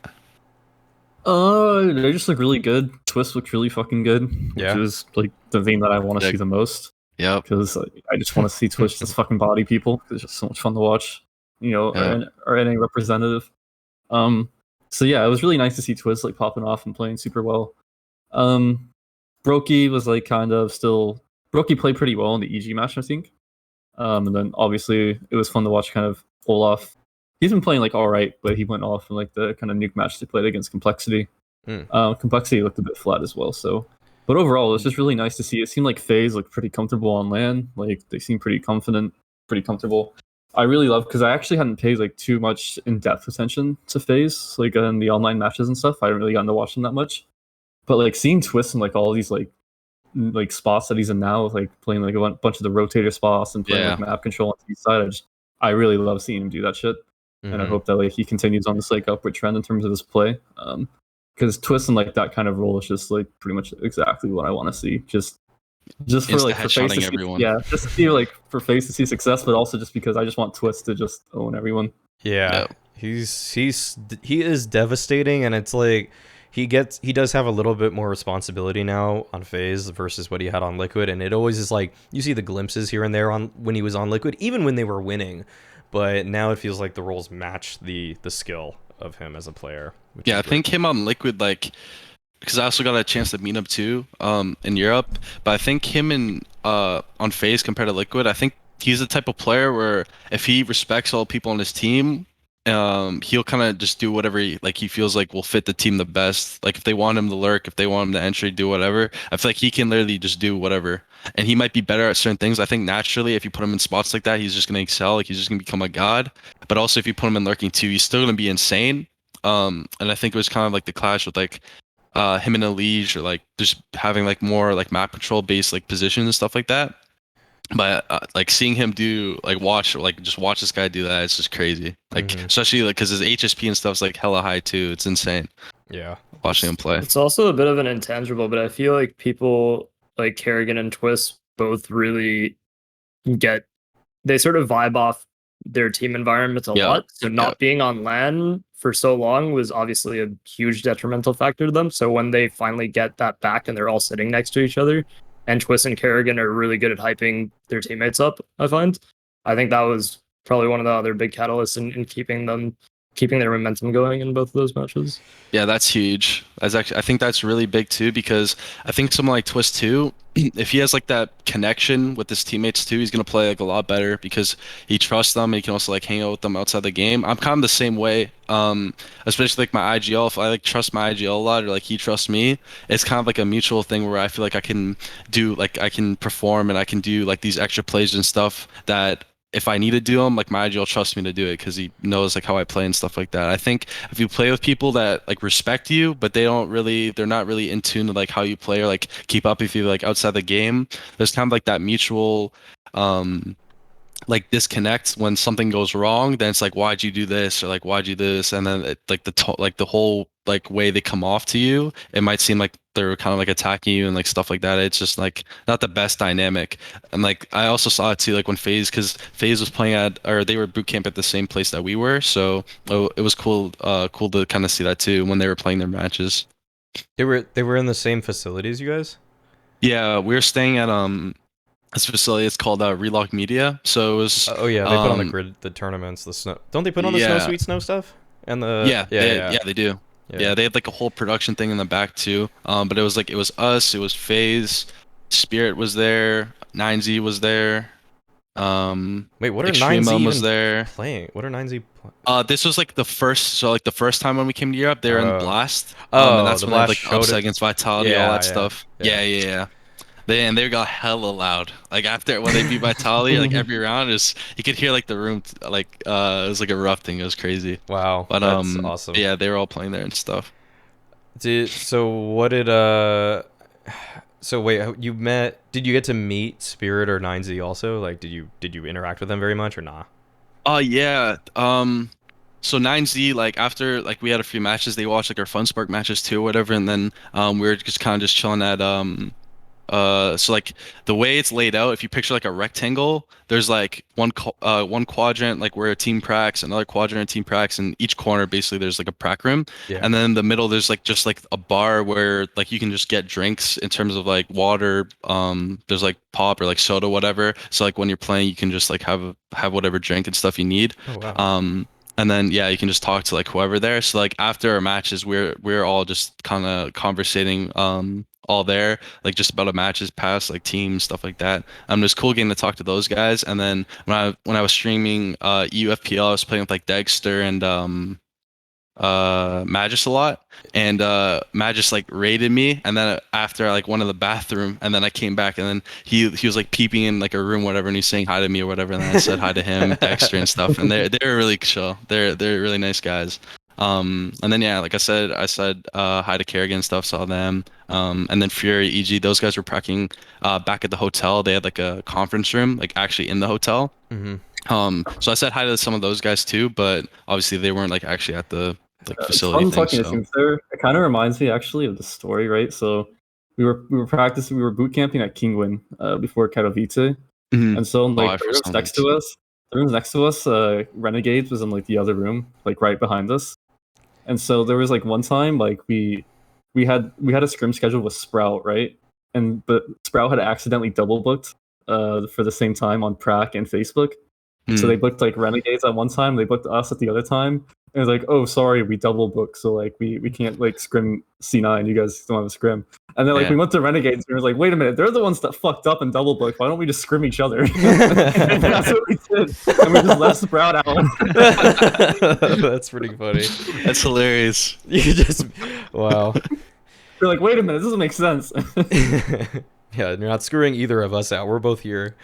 Oh man, well, that's really, dude. I haven't heard of that. I didn't know that all. I kind of knew that there was some facility in like Serbia people were at. I didn't know. Yeah, I didn't know that was it, and I didn't know they were all there hanging out, or like potentially you could just hang out with each other. That's really interesting. Okay. Yeah, cool. so like all the players, like we all basically stayed like in the same hotels as far as I'm concerned. Actually, well, so Relog, like the facility, it's there's like a hotel beside it. There's like, so like if Relog's here, there's like if you go outside, like when you enter a hotel, and then Relog's to the left of it, and then the hotel, whatever's there. So 9Z was staying at that hotel, and the hotel we were staying at was like the Hyatt or whatever, and that's where like all the other teams were staying at or playing at. Okay. Okay. Well, we talked about food earlier. How was the food in Serbia? That doesn't look like that doesn't look good. Yeah. That doesn't look So like when we first got there, I was like excited so much. I was excited to kind of like try new food or whatever. It's also like close to Italy too. And that's where. Sorry? Belgrade? What city was it in? Belgrade, yeah. And that's where like my mom's from too. So like there's a lot of like You're from similar Italy. kind of foods. You're and stuff Italian. there. You're part Italian, right?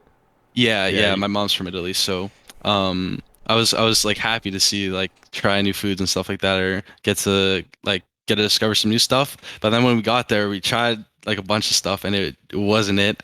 And we were ordering like we'd order every day like before like our practices and stuff. And I don't know what the heck people were like putting in our food, or like sometimes like the portion of their food and stuff was just so bad, like especially like the pastas. I was so surprised too. I thought the pasta was gonna be really good. Yeah. But it was just like all sauce. I don't even know how to describe it. It's like there's the pasta, there's just the sauce, and you take it and like you're eating it, and I can't even taste like any of the actual pasta. It's it sauce was really with a weird. side of pasta instead of pasta They're very with sauce on it. Bro. Yeah. Yeah, So, like, it was. I don't know. That wasn't it. And then, or go ahead, Mix.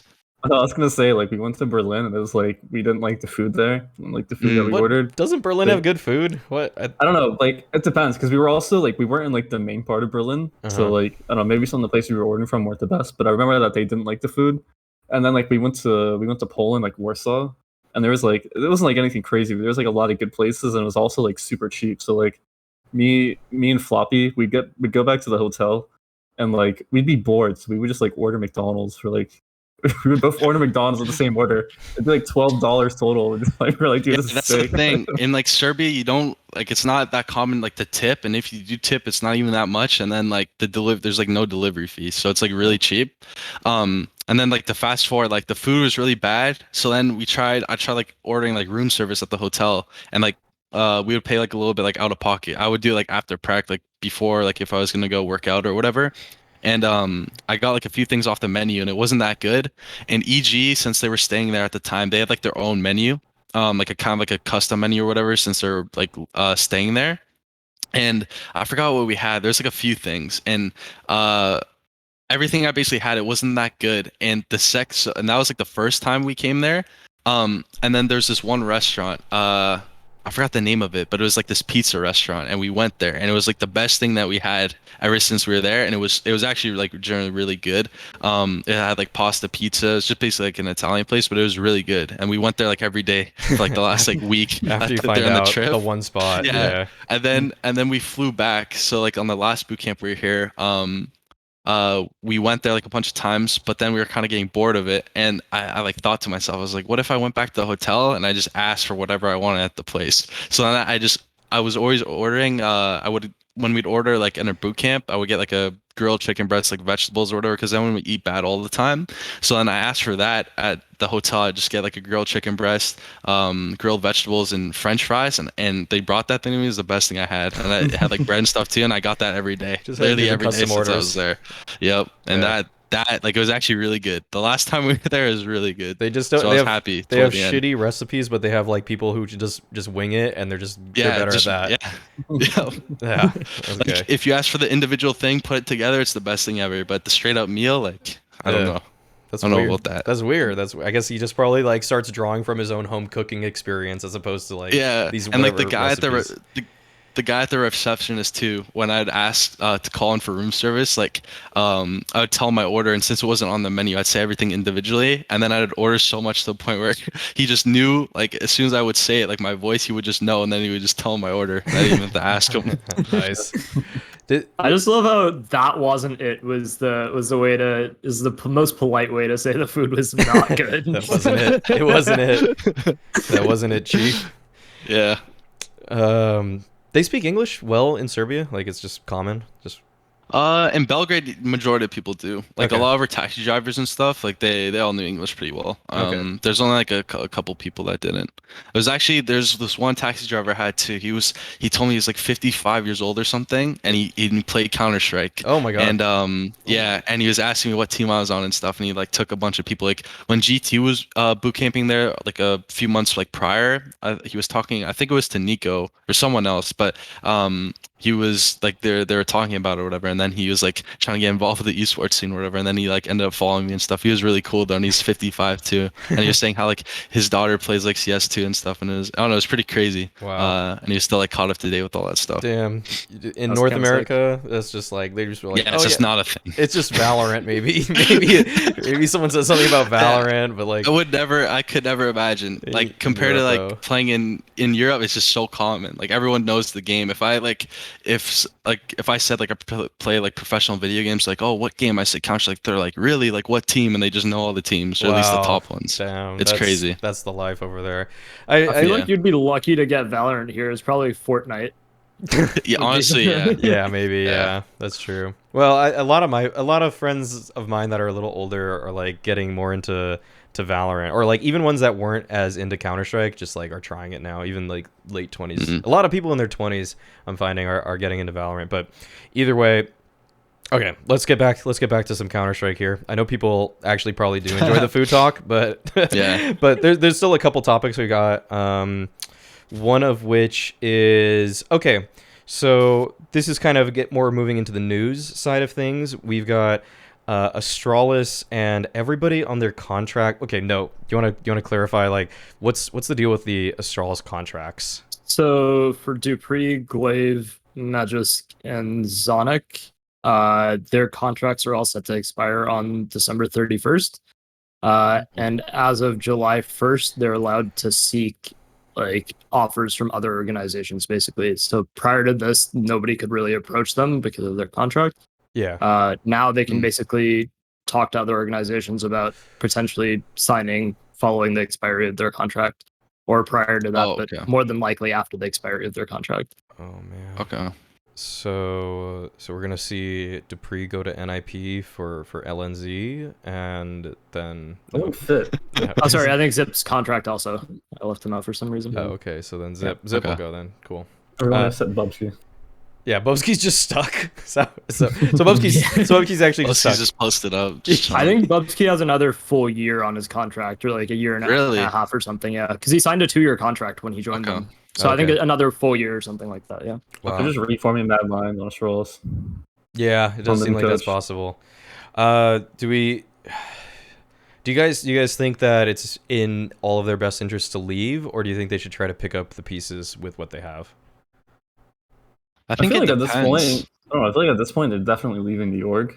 Doesn't seem like that's gonna be a thing going forward. I feel like they would have re-signed by now. Yeah. But I don't know. For me, the question is like, are they trying to like stick together and go somewhere else and then like rebuild from there, or at this point do they all just want to like, yeah, maybe. I mean, I'm pretty sure that was discussed in the past. It was. But yeah. So like maybe that, or maybe do they all just like want to go and do like kind of like their own separate thing and find like different teams to join?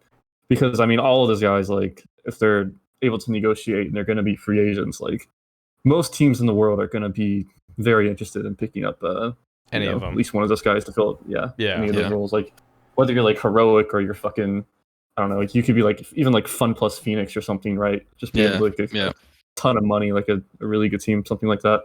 OG, Complexity, FPS. Yeah, like any of these teams. If you're any of these teams, you should be like reaching out to these players and like, you know, discussing if there's like certain moves you can make. Yeah. I highly doubt any of them stay with the org, because at least from stuff that's been said in other podcasts and just in general in other media, it seems like they're not very happy with the org, or at least some of those players are not happy with the org.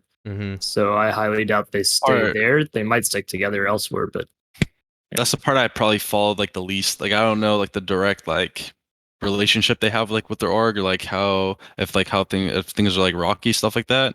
But in terms of like if the players like want to play with each other again, I think it's like up in the air. I think it's just what they kind of like want to achieve in their careers. Like I think someone like Device taking kind of like that leap of faith type thing, where I feel like he's like already accomplished so much, but he wants to go like that extra mile too, like starting kind of fresh. Like if those guys have other like aspirations like that too, it could be something that's really cool too. Device, like teams, but Device taking that leap of faith kind of like leads me to believe that I don't think they're gonna stick together as four. I feel like at least one of the others is gonna like go and try to do something else on their own. You know, the priest is gonna replace FaNg on Extra Salt.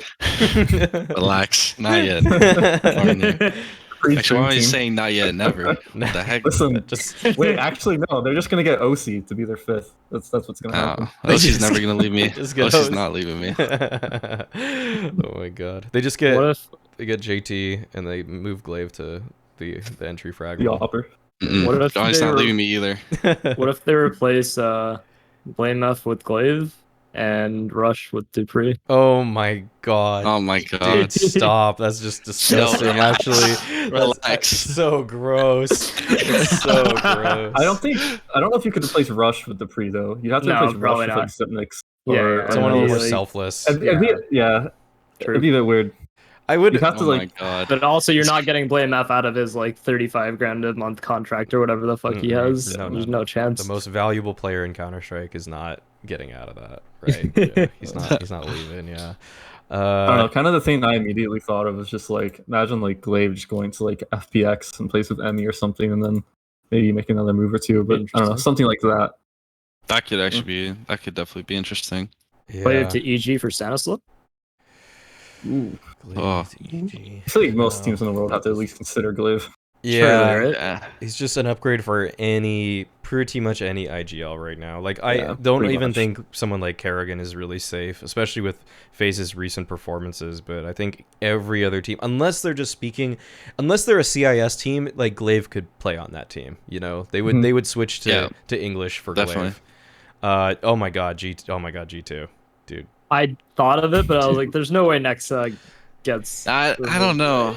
If, But it's if like- G2 it's cut like- Nexa, that I feel like that would be so sad. Like It would Yeah, be. it's Yeah. like, it's like, It the was whole team's like Glaive. formed as a family, dude. Yeah, Like, they it's kinda so are. weird. I feel like if like people are like really like a family and they like really like each other and teams meshing really well, then you probably don't try to fuck with that just because Nex is also doing a really good job. Yeah, that's what I'm thinking. My take with G2 is that sure they're number 3rd and people are like, when are they going to make it to a trophy? I think like we've seen in history there are teams like this, like that if they just stick together long enough, if they're consistently coming top 4, eventually they just will win a tournament. Like it's just kind of like, even think of the TSM core to an extent, kind of, when they finally like broke through, just it'll just happen eventually. Like they're so close that I think they're closer to number 1 than they are to crumbling and falling to like 10th in the world or something. So there's some teams I wouldn't say that though. Like you know, like Complexity, I don't know if they're really like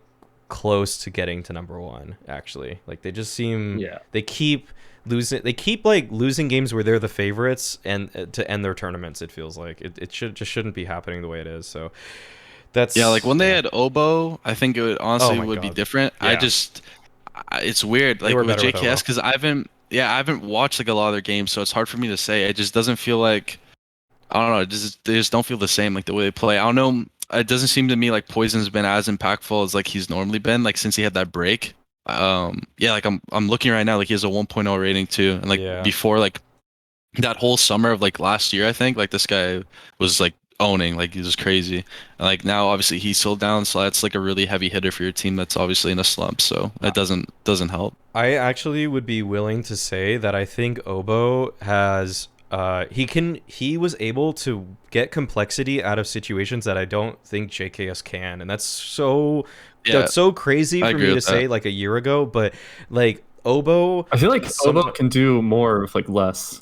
Like, I kind of think definitely. that. I kind of think Yeah, that too. definitely. Yeah, he kind of just like bails them out. Oboe didn't really have like a star player role or anything. Like No, Doesn't. he was.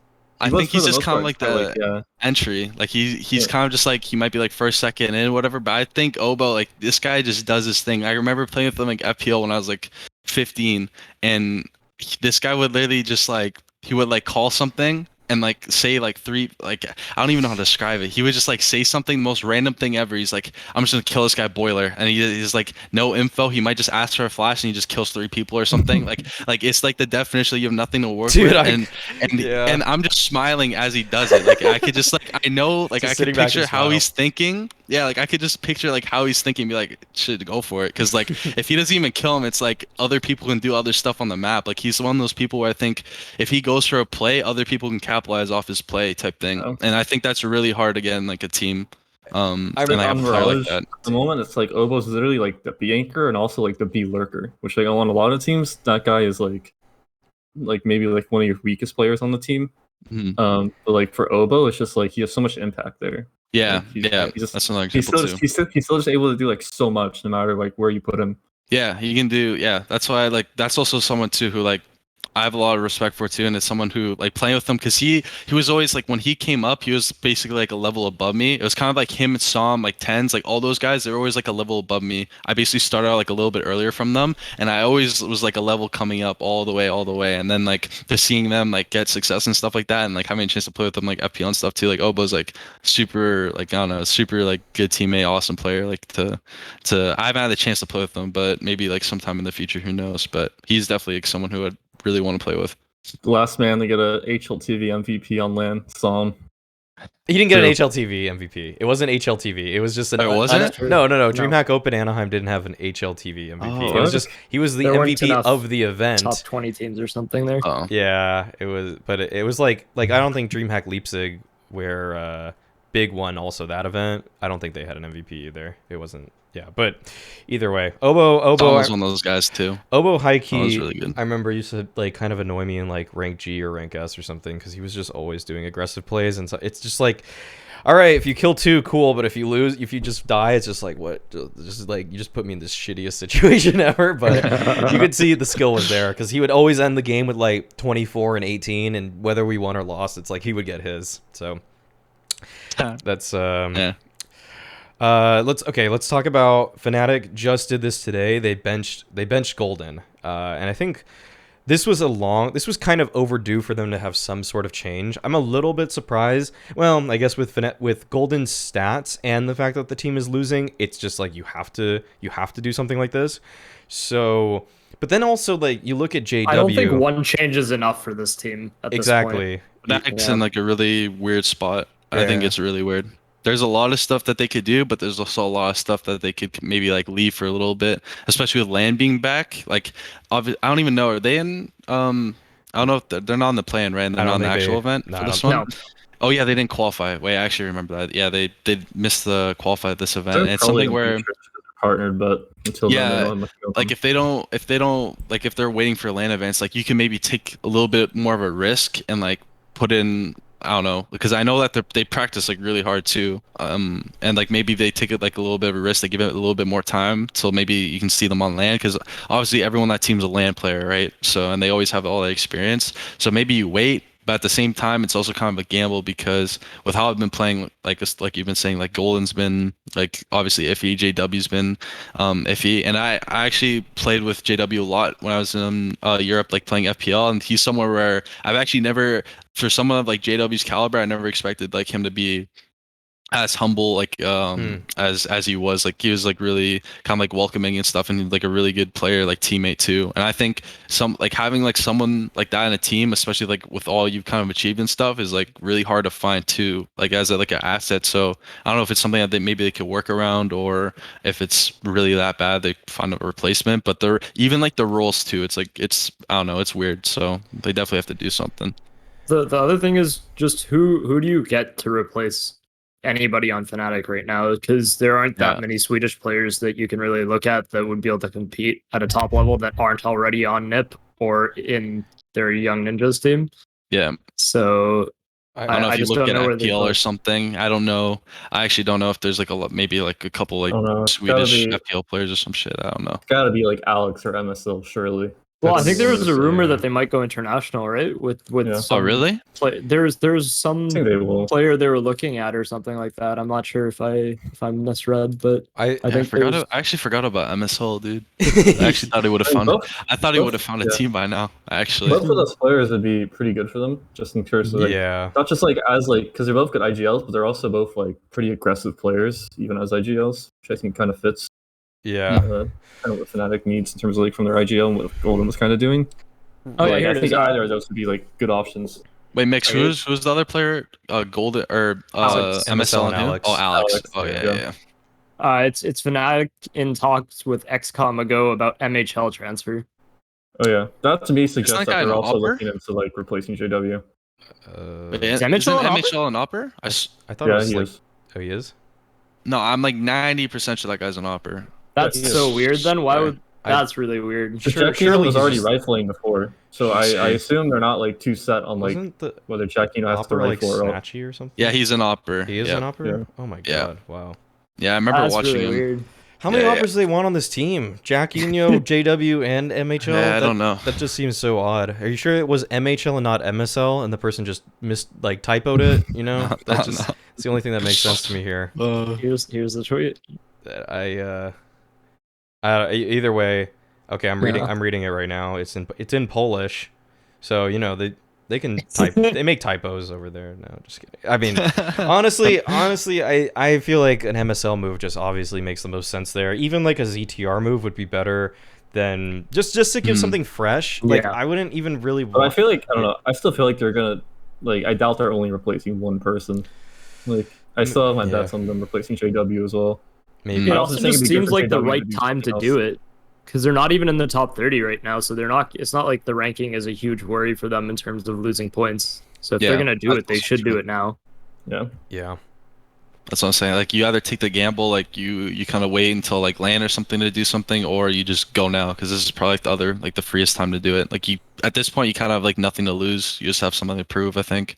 Yeah, get a bunch of people that are hungry, but I think you want to keep some veteran leadership. I think Crims isn't really You much gotta of, keep Crims. yeah, you have to keep Crims Yeah. and you have to keep I Brolin. have been struggling, but- but too, like I swear, like even Especially like on Fnatic is LAN, struggling, like- or, like Yeah. we trim them.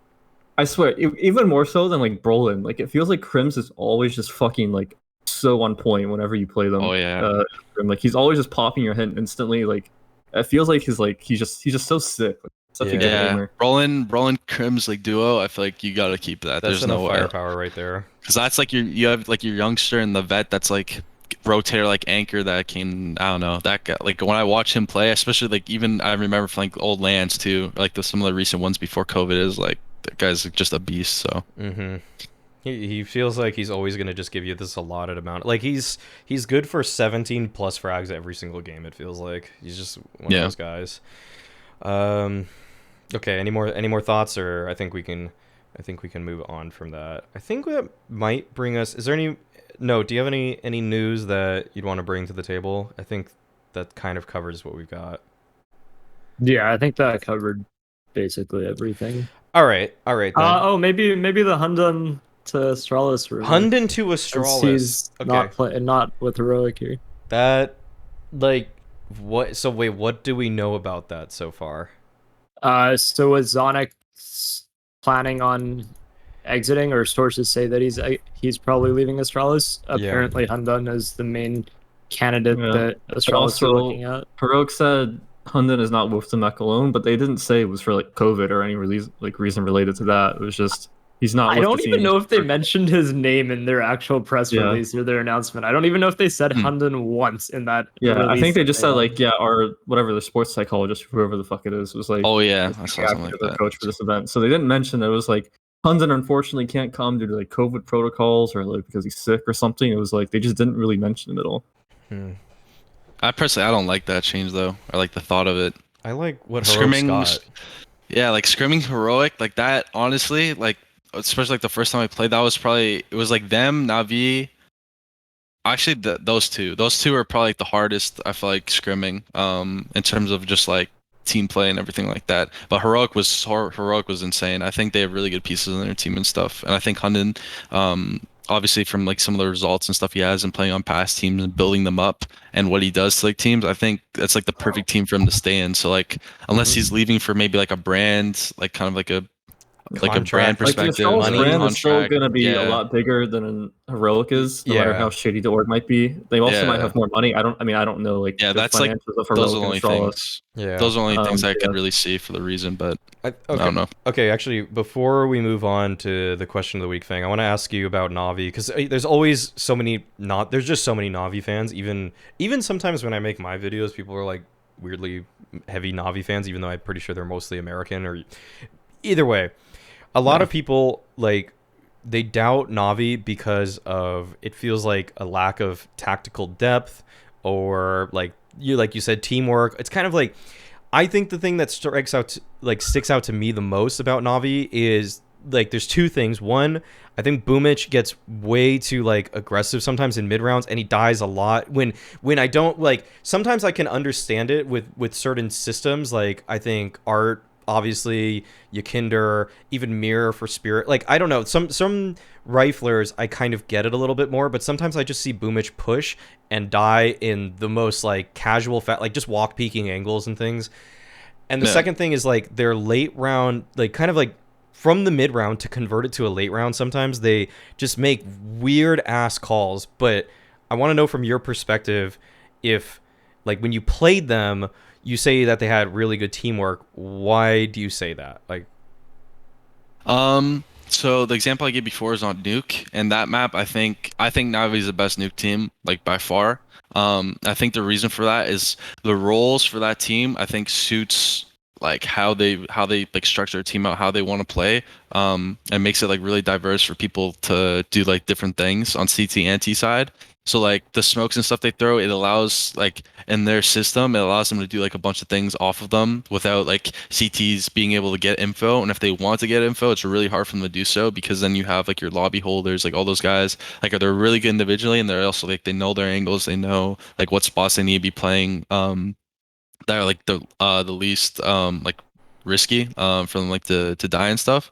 And then yeah, like when I'm playing against them, especially like on CT side, so the main like Simple kind of does his thing, and then like this is like still on Nuke on their CT side. Like Simple kind of does his thing. I see like Electronic, sometimes he's aggro, sometimes he's because he's like the mini player, so sometimes he might die. But other than that, the main person that I kind of see like making plays and like you're saying is like Boomich, and I think it's for them, I think he needs to figure out like maybe a little bit better of like a balance because I feel like he's the main guy who gets info for that team, but he's also the guy that if you're watching a game, you see someone do something quote unquote like stupid or whatever, it's usually Boomich. I think sometimes it makes sense, and other times it's more of like a like I can get one more, I can get more map control for the team type thing, but it's like way more risk than reward. Yeah. But like when I'm playing against them and they're doing that, it's usually I feel like it's more like of desperation. But like when I'm playing against them and they start off like pretty well or like they're just kind of like playing their game, I don't usually see that at all. I think they're kind of doing like normal stuff. So you think in like closer games where a team's probably pushing them, like against a Gambit or a Heroic or whatever, like a top 5 team or something, it's probably more because he feels like pressured to make those kinds of plays, whereas against I mean, to be fair, against lower tier competition like the beginning of a tournament, you don't see it that often because they just kind of beat those teams outright. So he doesn't. Yeah, I think it's more so like in those times maybe it's like more hectic, maybe their comms aren't as good and maybe it might be like a miscomm play, stuff like that. From scrims though, I can see like I remember scrimming them on overpass and like we're doing like a short B default and like I'm getting in like to the cubby under where like as a CT you can like boost up and I'm just sitting there and after like 10 seconds they just instantly react and they throw like one like it's like a shitty flash or whatever and Boomich just like swings but then he just sprints down and I just kill him and then what's it called I think it was like Electronic that beats me or no I think it was Perfecto and Electronic flashed but and then he just runs down right after and I kill him too. I'm like okay, what the hell. And then we're like screaming on an overpass again like a different time and like Simple he has an op or like he force spot an M4 because he got like a bunch of kills in second round they lost and he force spot an M4, we kill him and the next round he's M4 again and like Bits just dropping this guy an M4 and they're just doing the same mid play over and over. And I was like questioning, I was like what the hell is going on, but like I don't know if they're trying to practice something or like that's the only thing when I play Navi, like weird stuff that happens, but like when they're straight up playing like I don't know, their play in my opinion is like really good. Like I think when they go for info plays like they do it like when it's needed, it just sometimes it feels like they overextend like sometimes when they don't need to at all. Like I feel like they're in like good spots already, but Okay.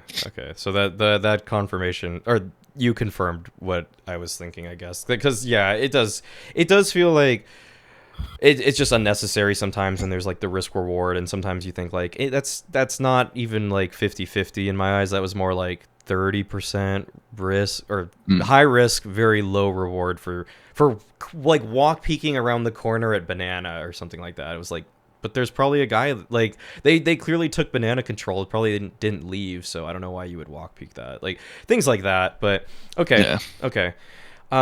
So let's go into the question of the week. So if people are tuning in for the first time, this is kind of more of a free, like a very open-ended question that everybody answers, where I just come up with it, and it's just like about a concept. There's no right or wrong answer for this. So the question of the week this time or the question of the day, because we don't do these weekly anymore, is more like, what are things that from the online play you can bring with you into LAN settings, and what are things you cannot bring? So like just showing, like talking about the big differences in your eyes, and or things that maybe we'll start. What are things you think you can bring, the obvious things you can bring with you if you play at LAN in the future? Like it's hard because I'm trying to think. I think like the main thing, like this is more of like a personality type thing where I think a lot of teams, and I'm gonna be honest, I think a lot of the CS teams might struggle with this a bit coming to LAN is like when you go for all these aggro plays, aggro peaks, whatever, it's like you can do that on LAN. At least from like my experience too, like playing on LANs and stuff too. It's just, are you really gonna actually do it on LAN type thing, and is it gonna be consistent for you? Because I think with some of those players, like and the way they play since they're like, I feel like they're just comfortable, whatever, like at their homes, boot camp, wherever they're playing from, and I don't think it's gonna like it's not gonna be the same, especially on LAN, especially when you have an actual crowd. Like I don't think those players are gonna make the same thing. So I think discipline's like a really big thing. Like if you're a disciplined player, like person, understanding like what you're actually gonna like take to LAN in terms of like plays and stuff, because a lot of players usually have like go-to plays and stuff. And when playing in Europe, like especially in like some of the smaller events, like the Spring Sweet Springs, like teams might do like more crazy stuff, but I think it's the matter of like when you start like going up and you're going back to LAN and stuff, actually taking those plays and bringing them with you and actually doing them on LAN. Because if you don't, and that's how your team played before, obviously I feel like you're gonna struggle. So One thing I always think about, I think maybe it's kind of like affects like if you're doing the same plays is like how you can like schedule your day and like how you can like do like your preparation and stuff. So like like for like an online BO3, it's like we kind of get on like 2 hours before. We take like an hour to go through our prep and like discuss what the other team's doing, discuss what we want to do, type thing. And then we usually have like a little bit of a break, and then everyone's like warming up together. But obviously on LAN, it's like a lot different because it's kind of hard on LAN to like schedule a day around like that's soon before the match, like everyone on the server at the same time going over stuff, kind of like that. It's like you kind of have to like. There's a lot of things that you have to do like differently in terms of like how you're scheduling your day and how you're like preparing for a match. It's like the schedule of everything and having to go and get set up and like having PCs that like maybe can't necessarily go online, so you're having to figure out ways to like show everyone kind of like what they need to expect and go over. Like it can be kind of rough to like prepare and be ready in the same way. Yeah, you definitely know more about that than me, Mix. But like one thing like probably to add to that too is like when you're having to deal with that, I think from my experiences, like when we go over like the prep and stuff, it's like pretty straightforward. Like people understand what's going on, what's gonna happen in their day, and then at LAN, like I feel like anything can really happen. Like you might take like an extra like 20, 30 minutes setting up your stuff while someone's trying to talk to you about all this stuff. Like your focus might not be on like the right things at the right time. So there might be like a little bit of like a disimbalance in terms of like what like you're trying to prep, what you're trying to focus on, those kinds of stuff too. Curious from your side then, what you think, you're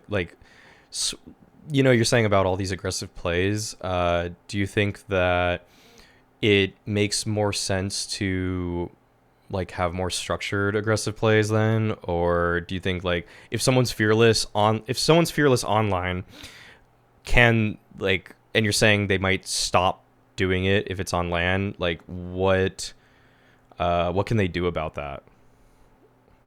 I don't even know if there's something they can do about it. I think it honestly depends on the person. Because in my opinion, it all kind of depends on the person. There's types of people where it's like if they're playing for the team and they understand like what they can really do and like what kind of, let's say like someone's trying to make space, but they do it in like a way they play make. So like there might be a certain play where someone throws like a nade step for them, whatever, and they go hella aggro in like a certain area. If they don't feel comfortable like as a person doing that on LAN, let's say like their teammates around because they're skeptical how they're gonna think about them or they're not confident on LAN, then that's something that's just gonna affect the rest of their team. Because in my opinion, if you're like more of like an actual athlete, you understand like how your teammates like think of you, but you understand like you view yourself too, and you already like hold yourself to like a certain standard. So when you're doing those kind of plays, that's just within your own standards, so you feel comfortable doing them. But if you're the type of person that doesn't feel like that, then you're not going to feel comfortable doing it with people around you because you're not going to feel confident. You're going to feel like it's the wrong play. You might second guess yourself. You might do like a bunch of different things. That's what I think. You still need like if you're a player that likes to do that shit, you need like your teammates even to like suggest you to like do those things and like make sure your teammates know like they want you to be doing those things still. And also like you need like the faith in that they're gonna trust you, and that like that's not being lost, and people aren't gonna like freak out if like you do like a risky peak one round and like die early or something like that, and then like that could like affect your confidence for the whole time and you don't want to do it again, and then it's like kind of like throwing off how you've been playing for the last like 3 or 4 months. But I will say that like if you're a team and like you can like stick to that style, the like aggressive style of like making plays like that, just making like general solo plays and like being able to play off of that shit, it can also have like the reverse effect of like rattling a team even more on LAN. Yeah, If like exactly. if you're getting peeked by some fucking dude that's just like relentless on you still, and like you're on LAN, like I feel like that could like rattle you even rattle you a bit more than it would online. Because like Yeah. online, sometimes you'd be like, oh dude, this guy's like so online, he's just fucking peeking. But, Yeah. like, that's just how all my CS is. Especially if But the on player's LAN, smart too. Like they're gonna Yeah. understand that they have like the edge on you, and then they're gonna be talking to their teammates about how they can exploit, like let's say the bomb site that you're like targeting the player at, or like the other bomb site is like a diversion type thing. Yeah. Like there's tons of stuff. That's so like art stuff works on LAN maybe even better. Mhm. You think? Yeah. How about It could, yeah. To a certain degree, yeah. How about like mechanically then? So, because everybody talks about like online peaks and like holding angles online is a little bit different. So, what do you think mechanically speaking is going to be better? It's also a little bit harder for me to say too because I haven't played at like as many LANs as like Yeah. or like as experienced as It's like a harder lot for of me other to say players. because obviously I haven't like actually played. I remember like from talking to Floppy and like I would like ask him like how much of a difference it actually is, and like at least he felt. I mean, sometimes he's also been in his own head about these things, but like he Yeah. did feel that like it was like a massive difference in terms of like how he was holding angles online versus online. Yeah, and I how think it it's felt. a really big deal like having people like literally like, just same like internet, like you're just playing together, like you don't have to worry about any external factor in terms of like internet speeds, ping, any of that stuff. And then the fact that like holding angles is like actually like it's I'm not even gonna say it's like super OP because I personally like from playing Atlanta 2, I don't think it's like super like overpowered, especially like for a CT holding angles, but it's definitely a lot better. Like when I'm pulling an angle, I don't feel like I'm just gonna get destroyed. Like if I feel like I'm holding an angle like that and I die, it's usually just gonna be because like I miss a shot, but I'm gonna at least have time to like react within like a certain time frame. But like online, like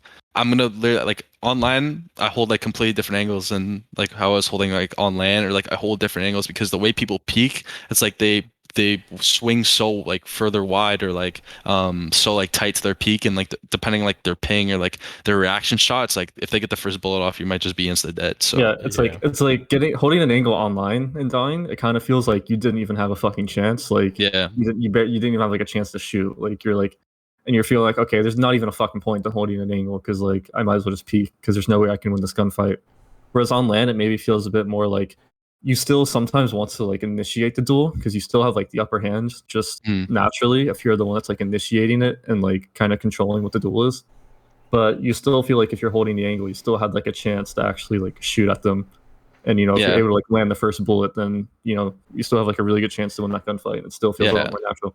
And I think on LAN too, you're gonna notice like teams and like players are gonna be holding different angles compared to like how they are online, because depending on like certain angles, like online, like how I was saying, like if let's say like your CT like on overpass and like you're holding like a short B angle like beside the sandbags and you're holding for like the guy to walk in like around the corner, that angle for a T, if he just swings the corner, it's not even a right eye peak, but like if he just swings the corner, it's like and his pre-aim's good, like he's probably gonna hit that shot like way faster than you, and especially if you have like an M4, it's like you might dink him, but you're just gonna instant die. But like on LAN, like like a CT can hold an angle like that, and like he can like have an upper hand to a certain degree, especially if the T doesn't necessarily know he's there, to actually get the kill.